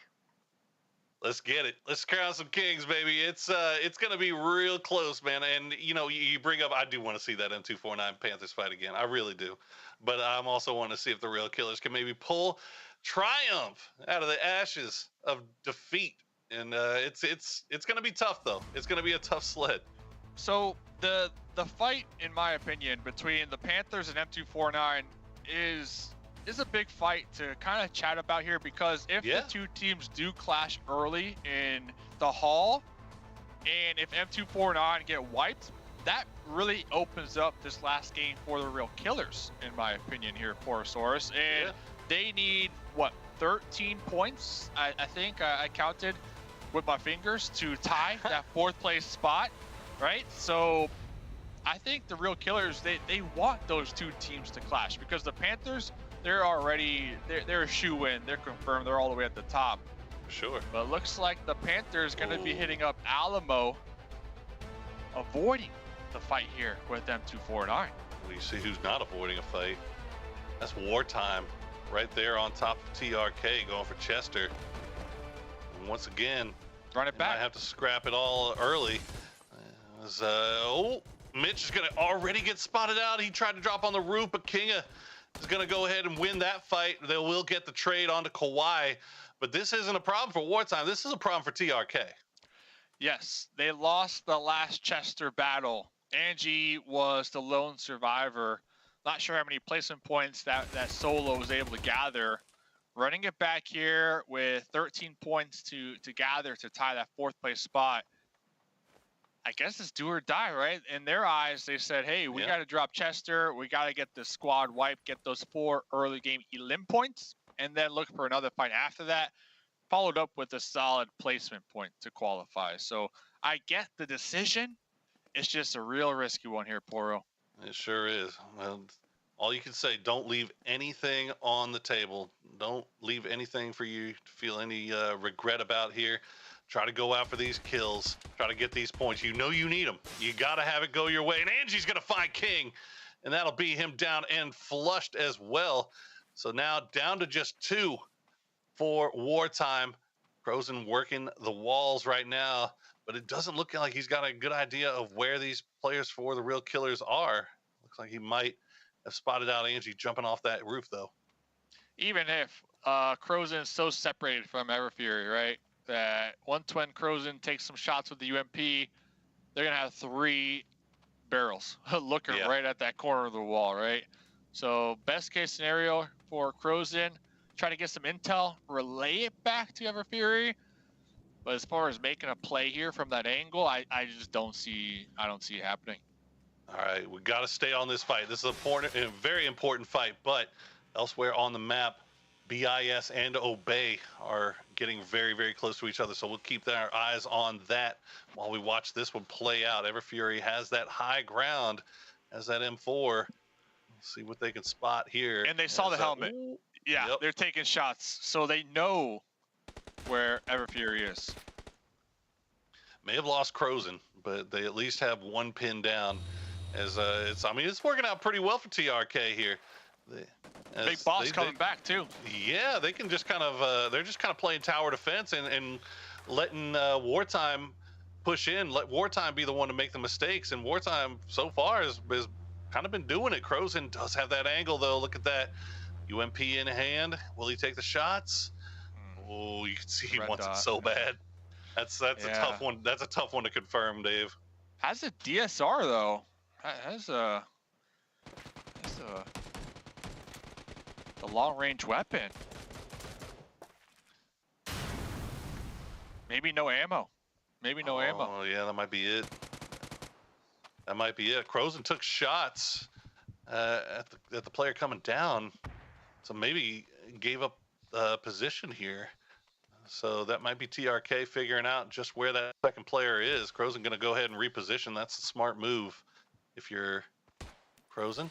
And all of this going on inside circle, Dave, so it has plenty of time to play out. TRK could take their time with this. Yeah, nobody looting the police station either, I don't think. I didn't hear the loud alarm. I think we would have definitely heard it by now. Yeah. So that is still up for grabs. Oh, I do see a green flare, though. Everfury was able to get enough drone credits to call in a green flare. The thing is, the real killer's on top of this roof. If a flare is called in from wartime, it's going to be, I think, easy pickings for the real killers with all their angles on the rooftops right there. They're going to be looking right at the sky. Oh, look at that, Crozen. They might have just decided to pull away. They've got Kawhi back now. And Crozen going to try to hold the line here, make sure that they don't get pushed. And it looks like they might actually. Did they get everybody back? Oh no! Look who's coming from the backside, Dave. Backside. Violent by nature. Here's Kawhi in the sky. Oh. Almost able to get behind that building. Was able to land, but like you said, Poro, Violent by nature, seeing the kill feed, seeing the green flare, looking to push this, looking to be proactive. Oh, this is so bad. This is so bad here for wartime. They're now pinched. Violent by nature has that high ground. Fortunately, wartime can hide out inside the buildings, the hard cover. And Violent by nature just going to hang out on that hillside, try to find those angles. Meanwhile, TRK, they've got 2 kills, and they've managed to get back up to 4 strong. While all this was going on, Dave, we've talked about Obey and BIS down towards the Ville, Loganville. BIS now picked up 2 kills off of Obey. What you doing tonight? I'm chilling at the Ville. You already know. Chilling at the Ville, baby. Chilling at the Ville, baby. And kind of getting back to the sandwich action. Uh-oh. There's Jedi. Hello? Crashing through the window. Everfury. Oh, Jedi and the Tommy gun. This is the worst case scenario for wartime. We can see them in 8th place. They are pinched. They are pinned down in Chester, in between 2 different teams right now, Poro. Oh, man. And look at this. Violent by nature not wasting any time. They're going to go ahead and push. They're going to find Crozen. And now it's all down to Kawhi, who's on fire. Trying to dance around, see if they can live a little bit longer, but no. Cinders. What a perfect name for the player that gets a kill with the incendiary. Well, wartime, I hope to see you next week once again, because I had a great time watching and spectating the team. Unlucky for them, they played their first 2 games tonight. Remember, Poro, down a member. So they had 2 games with only 3 up, and that immediately kind of just sets them back a peg, right? Already at a disadvantage to start the night here. So looking forward to continuing to see wartime show up here in New State. They got the experience, some veterans within the mobile Battle Royale scene, so like to see them show up. They'll be back. They'll be back. Plenty of more chances next week, that's for sure. Oh, yeah. M249 back on their old nonsense. They saw all those P90s in hand. Cry going to go down here for BIS. Now, actually, BIS losing 2. So down to just Yumi and Psycho. Actually, Yumi and Psycho. That's Obey. Did they steal 2 away from BIS? They were down to just 2, and oh my God, Psycho hitting those shots on Mercy. That was disgusting. Yeah, 2v2, and both teams have enough drone credits to call in a green flare. The thing is, they're in the blue, right? And they're pretty far. They got to go through Cornwall.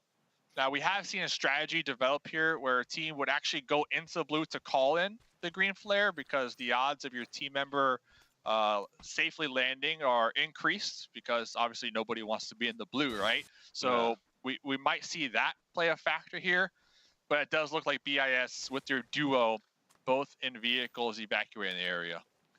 Gonna get another one. Okay. M249, this is just one of those games where they're just collecting everything, man. They are so kitted right now, but they are out in the open. You can see Kyrox taking some shots there. Might have been Jason too, as it's going to be Violent by Nature back again. Trying to take these long-range shots. And Kitty Cat is going to go down. What a shot from Peel. And now will that open the door? Oh, VBN, they're all in vehicles. You see them hop in. They know who they got the knock on. Yeah, with no honor, the first one in the front line, trying to get the wraparound. Here comes the other 3 team members. Crows in P90. I believe they got the pickup onto Kitty Cat. With no honor, kind of overshooting the mark right there. Oh, might not matter. M249 already knocked very, very low here. Sleep going to try to send over the AK shots into with no honor, but Peel goes down. Cinder's now knocked very low as M249 playing that tower defense, and it's working pretty good as Sleep. We've been talking about, we got stats for how much Sleep has been running around, and Sleep now running around to get the flank angle. We'll get those 2 easy pickings for Sleep, easy for M249. So good. So good. With no honor, definitely overshooting that just a little bit. Just a little bit. Just a bit. Kind of baiting out their team members there in a sense. Well, I almost wonder if with no honor was trying to do a wide circle and just kind of feed information and say like, okay, here's where they are, seeing if they would take shots at them.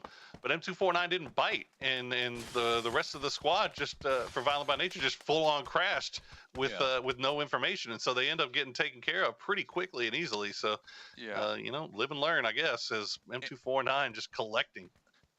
And they immediately, once when Kitty Cat got knocked down, I believe I saw 2 of the M249 team members immediately send it to Kitty Cat to help assist in getting the pickup, because it does increase the time to get it. So that was good too. Yeah, that teamwork. And Violent by Nature, on a side note, they already have the golden ticket to the grand finals, of course, so they can't afford to practice, I'm going to say, these riskier pull-ups, which is good.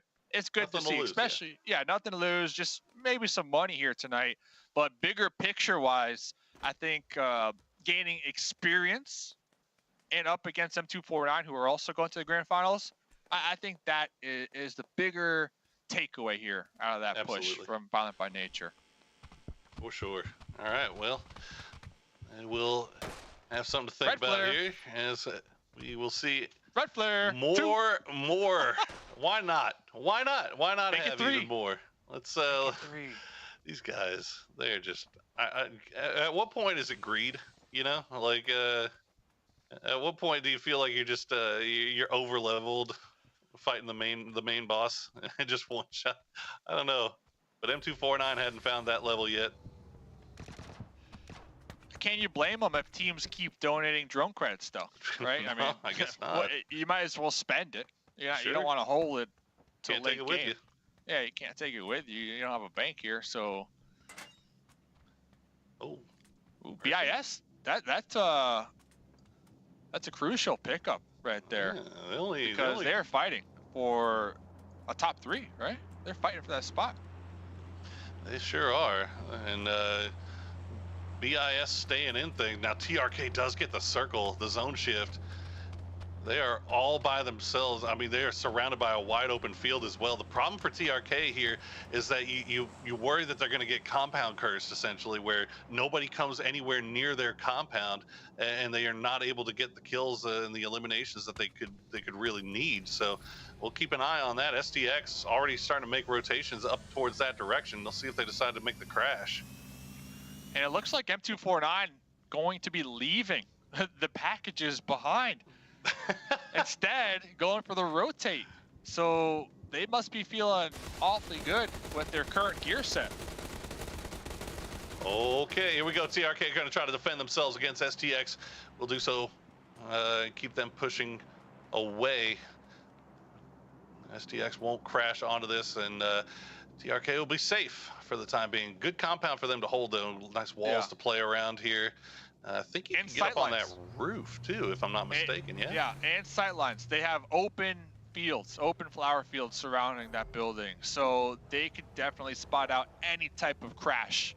And it's really going to test their communication skills, too, to be able to quickly call out which direction the enemy might be crashing upon, so that all of the teammates can focus fire and blow that vehicle up before it successfully lands on those walls that you just mentioned. Oh, I'm a little nervous right here. We just saw on the kill feed, M249 got a knock onto Angie, but it doesn't look like they're going to go ahead and push on it. So should be safe for TRK right now, as STX starting to look down in that direction over towards M249. No shots coming through just yet, but M249 look pretty comfy in their compound. They'll just trade shots back and forth with TRK. Looks like they may have spotted out STX now. Yeah, shots going down the road. Hit a cat with the rat-a-tat right there, the AWM. And I also saw one of the teammates rocking that Bob Barker, the MK14.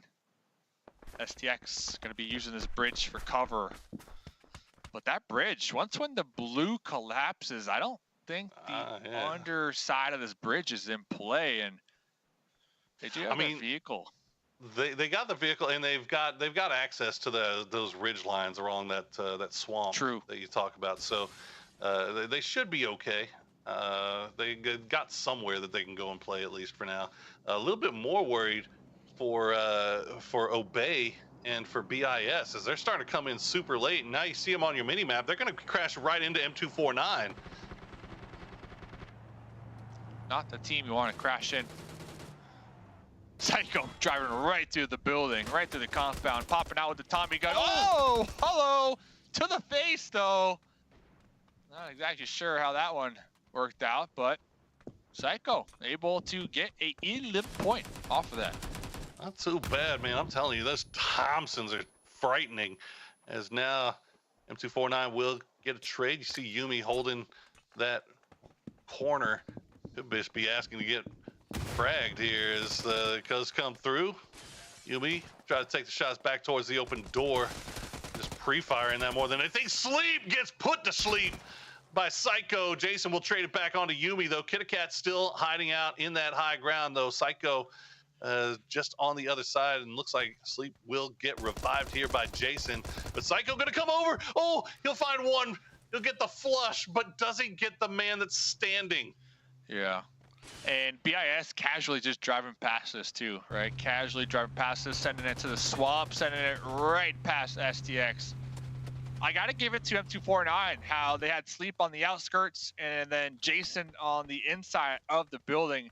And the communication, right, they clearly see it from the squad of M249 as they look to flush out Obey. But that is that, and this is now M249 down to just a duo. Not sure how many drone credits they have. Oh, there it is. There's one callback, so that is what you like to see. But the Panthers, Poro, they have been just big chilling on this west side. All four up, finally showing up to the party. They're sending it to the swamp as well, right towards BIS. I mean, they've been real quiet, but nobody's really been over on that west side. So I think they see, they saw that long wrap, that long rotation from BIS. They're going to come and try to find it. Peter Boy going to find some big shots. Santa going to go down as well. Peter Boy just adding to that DPS total. Peter Boy has been absolutely unstoppable so far here today. And now Panthers to make that decision. Do you want to push in? Do you like that position that BIS is in better than the one that you have now? I don't know if I know about that. Peter Boy, though, he wants to get this. Yeah, this is worst case for BIS. We can still see TRK and STX still alive right underneath them, chasing down that top 3 spot. Peter Boy, oh, that cliff soaking up a lot of those bullets. Are we going to go for the jump down? Spray down. Got him. No way he gets both. There's no way he gets both. Oh my goodness. I think Khaled gave him some support there. I cannot believe that Peter Boy was able to get one and didn't get taken out by the other. That is so unfortunate there for BIS, but they are out. They are done. They now have to sit here and watch and hope and pray that TRK can't put together a barn burner of a game. TRK, their compound's still in, but again, Dave, it's just that you don't get points from there. You get placements, but you don't get kills. And you know where all these elims are going to go towards? The Panthers and M249. The two most aggressive teams in the lobby, still 4 up right now. But that does open up this game for the real killers, but they need to take advantage of that right now because they need elim points, Poro, if they want to knock out BIS. I mean, if my math is right, they need like, what, at least 5, maybe 6 more kills and the win to pass BIS. I mean, they're running out of time here. But you can see M249 trying to go and make that push in. They've gotten back up to 4 strong. Sleep not here just yet. The rest of the gang going to go ahead and push right into STX. STX is ready and waiting, though. Kitty-Cat will stay alive somehow in the golden whip. We'll pull back out with that M249. Knocked down at about 20 HP. Still surviving, though. Jason has been taken down. STX just holding the line, while Panthers have decided to come up on the high ground to third party onto all of this. What mayhem is going on over here? Peter Boy, 13 health, still creeping and crawling with the AKM. The Panthers now going to be collapsing on top of M249, making sure to get these thirsts. Kitty Cat was able to deploy a shield before getting knocked out right there. Oh, Kairos. Malcolm just spraying through the smoke, hoping that it hits, and it will, as he'll find that next knock, and now Sleep, the last one up for M249, as TRK just sits in their compound watching all of these points fall out of their hands. Sleep still alive. I mean, you with the P19. Like TRK, they gotta kill Sleep. They gotta kill all of TP, and they've got to hope that that will give them more kills than BIS, because I believe that would put them in a tie. Well, they're getting a little aggressive here from the second story, applying some damage on the board, knocking a couple health points off of Peter Boy. But now, after that one barrage of fire, the Panthers 100% aware on where they are and what they got to do here to get another win. Oh, TRK picked up a kill somewhere along the line, so they only 2 though. Actually a little bit closer, and as we wait and see what they decide to do here. It's like I said, it's just nothing but tower defense, man. And I'm interested to see, okay, you know, looking more overall towards later on. Obviously, the Panthers going to be in first place over this one, well earned. But I'm interested to see how they play this situation now. Oh, that circle is not what you want to see. So right now, the real killers, their goal, 4th place, because M249 are in top 3. That spot goes to that 4th place team, right? So that's the goal. They have the objective. They need this chicken to even get the chance here. All right. We'll keep an eye on it, see how they decide to finish this one out. As real killers, I'm not sure about the math just yet. We'll keep this one going. Well, they dang sure don't know what the math is. All they know is that they need to get this win, and they need to get some points to see if they can put themselves close. They get a knock there onto the Panthers, try to push off of it. I like this play from Real Killers. Jer, send it right in, spray through the smoke. Not going to find anything just yet, though, as Real Killers have found some hard cover and will use that deployable shield to play around. Yes, sir. And then Boss going to be jumping on top of the tractor, trying to get some additional sight lines. We got the flashes, we got the grenades, we got the smokes. It is just up close and personal, coming down to what you can hear. And Peter Boy. Oh, nice Peter spray Boy with the AKM. Peter Boy's still in it. Legal's still in it, as Peter Boy will get knocked. But look at this Sleep with the pistol. You've got to be kidding me. There is no way. Okay, Legal actually got him. TRK does not get the win. Somehow Panthers holds on, gets the final victory here today.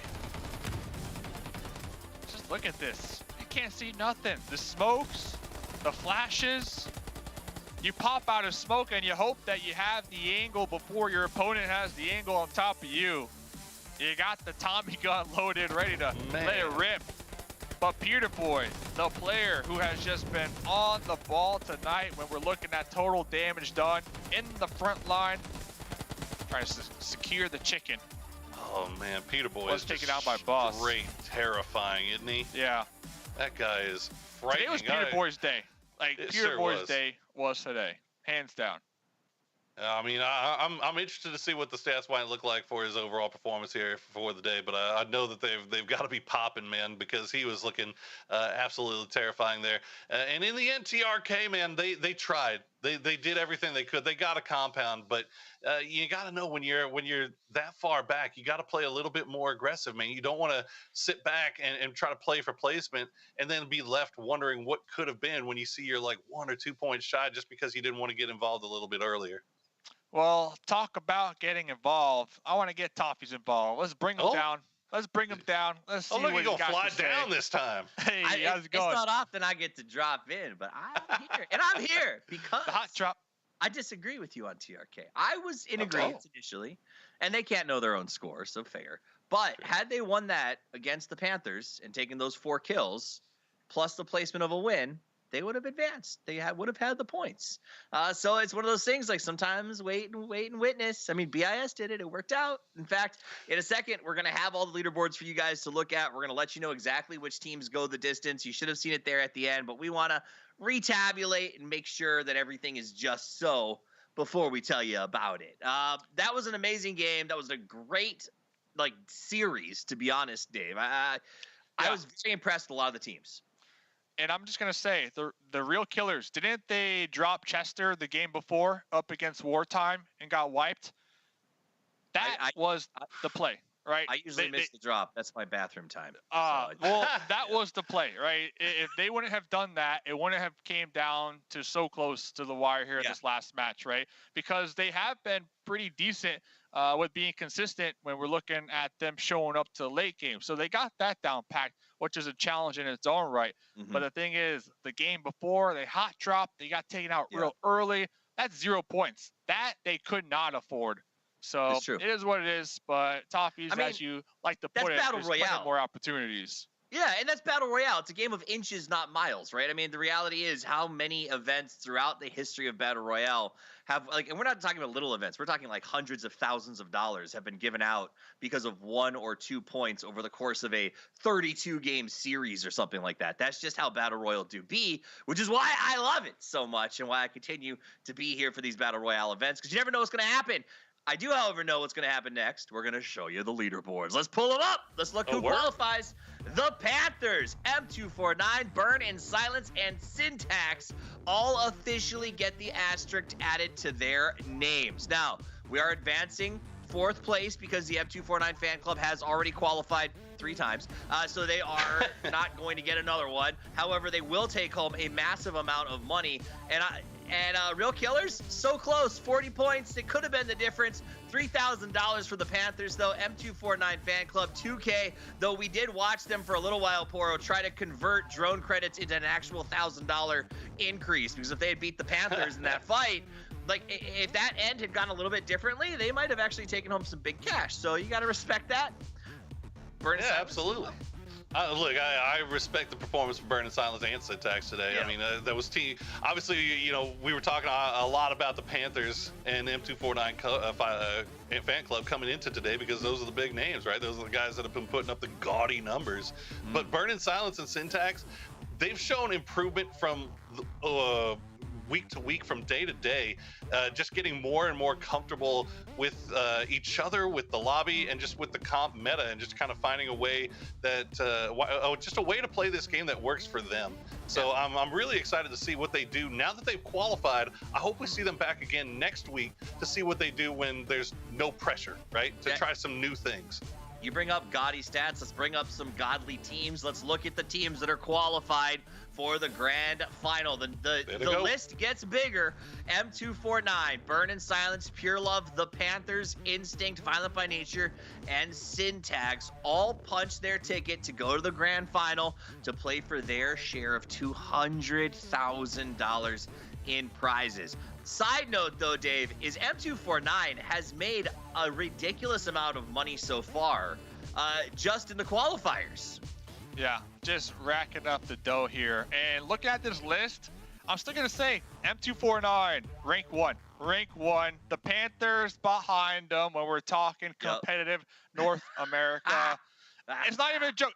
Toffees, you have to agree. Not what the leaderboard says. Okay, the leaderboard today, Poro, the leaderboard today. I'm looking at the leaderboard every day, all right? Every week that we've had here for the mobile mashup. And who's at the top?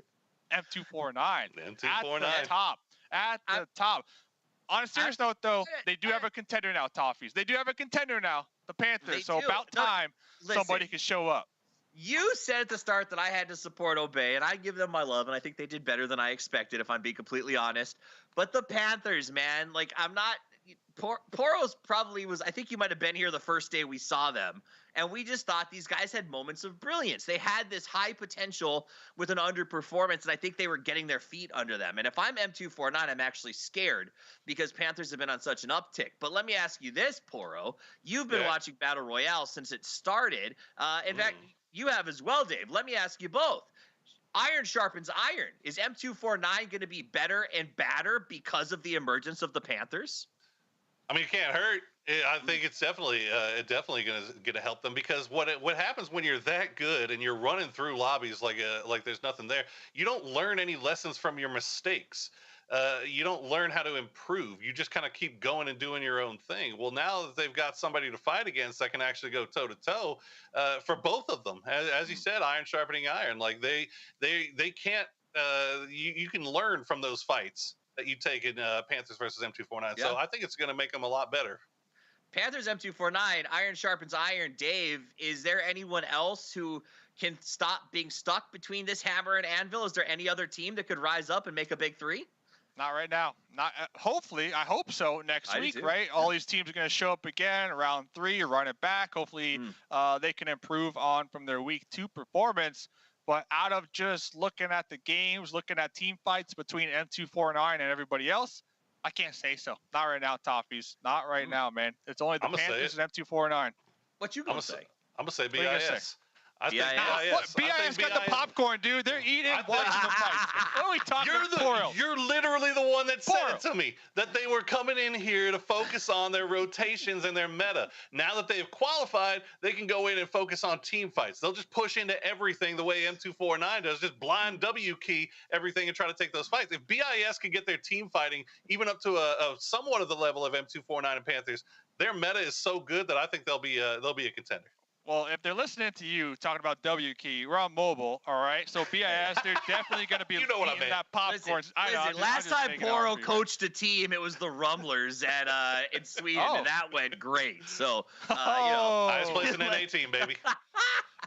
Fair enough. Hopefully well, gentlemen, BIS can show up. It was a fun night. We all hope that a new powerhouse shows up next week, and we hope you do as well, because we're going to be here at the same time in the same place on Thursday for an influencer tournament with Noah from YouTube, who will be helping us send one new team to the grand final, and then back on Friday for the final open qualifier where 4 teams will punch their tickets in the last chance to dance to get to the $200,000 grand final. We love you for being here. We can't wait to see you next week. I've been Toffees on behalf of Porosaurus, Mustache Dave, Clover, who couldn't be with us, the entire production team, and everyone at KRAFTON. Thank you so much for being here on your Sunday night. And until we see you next week, play more New State.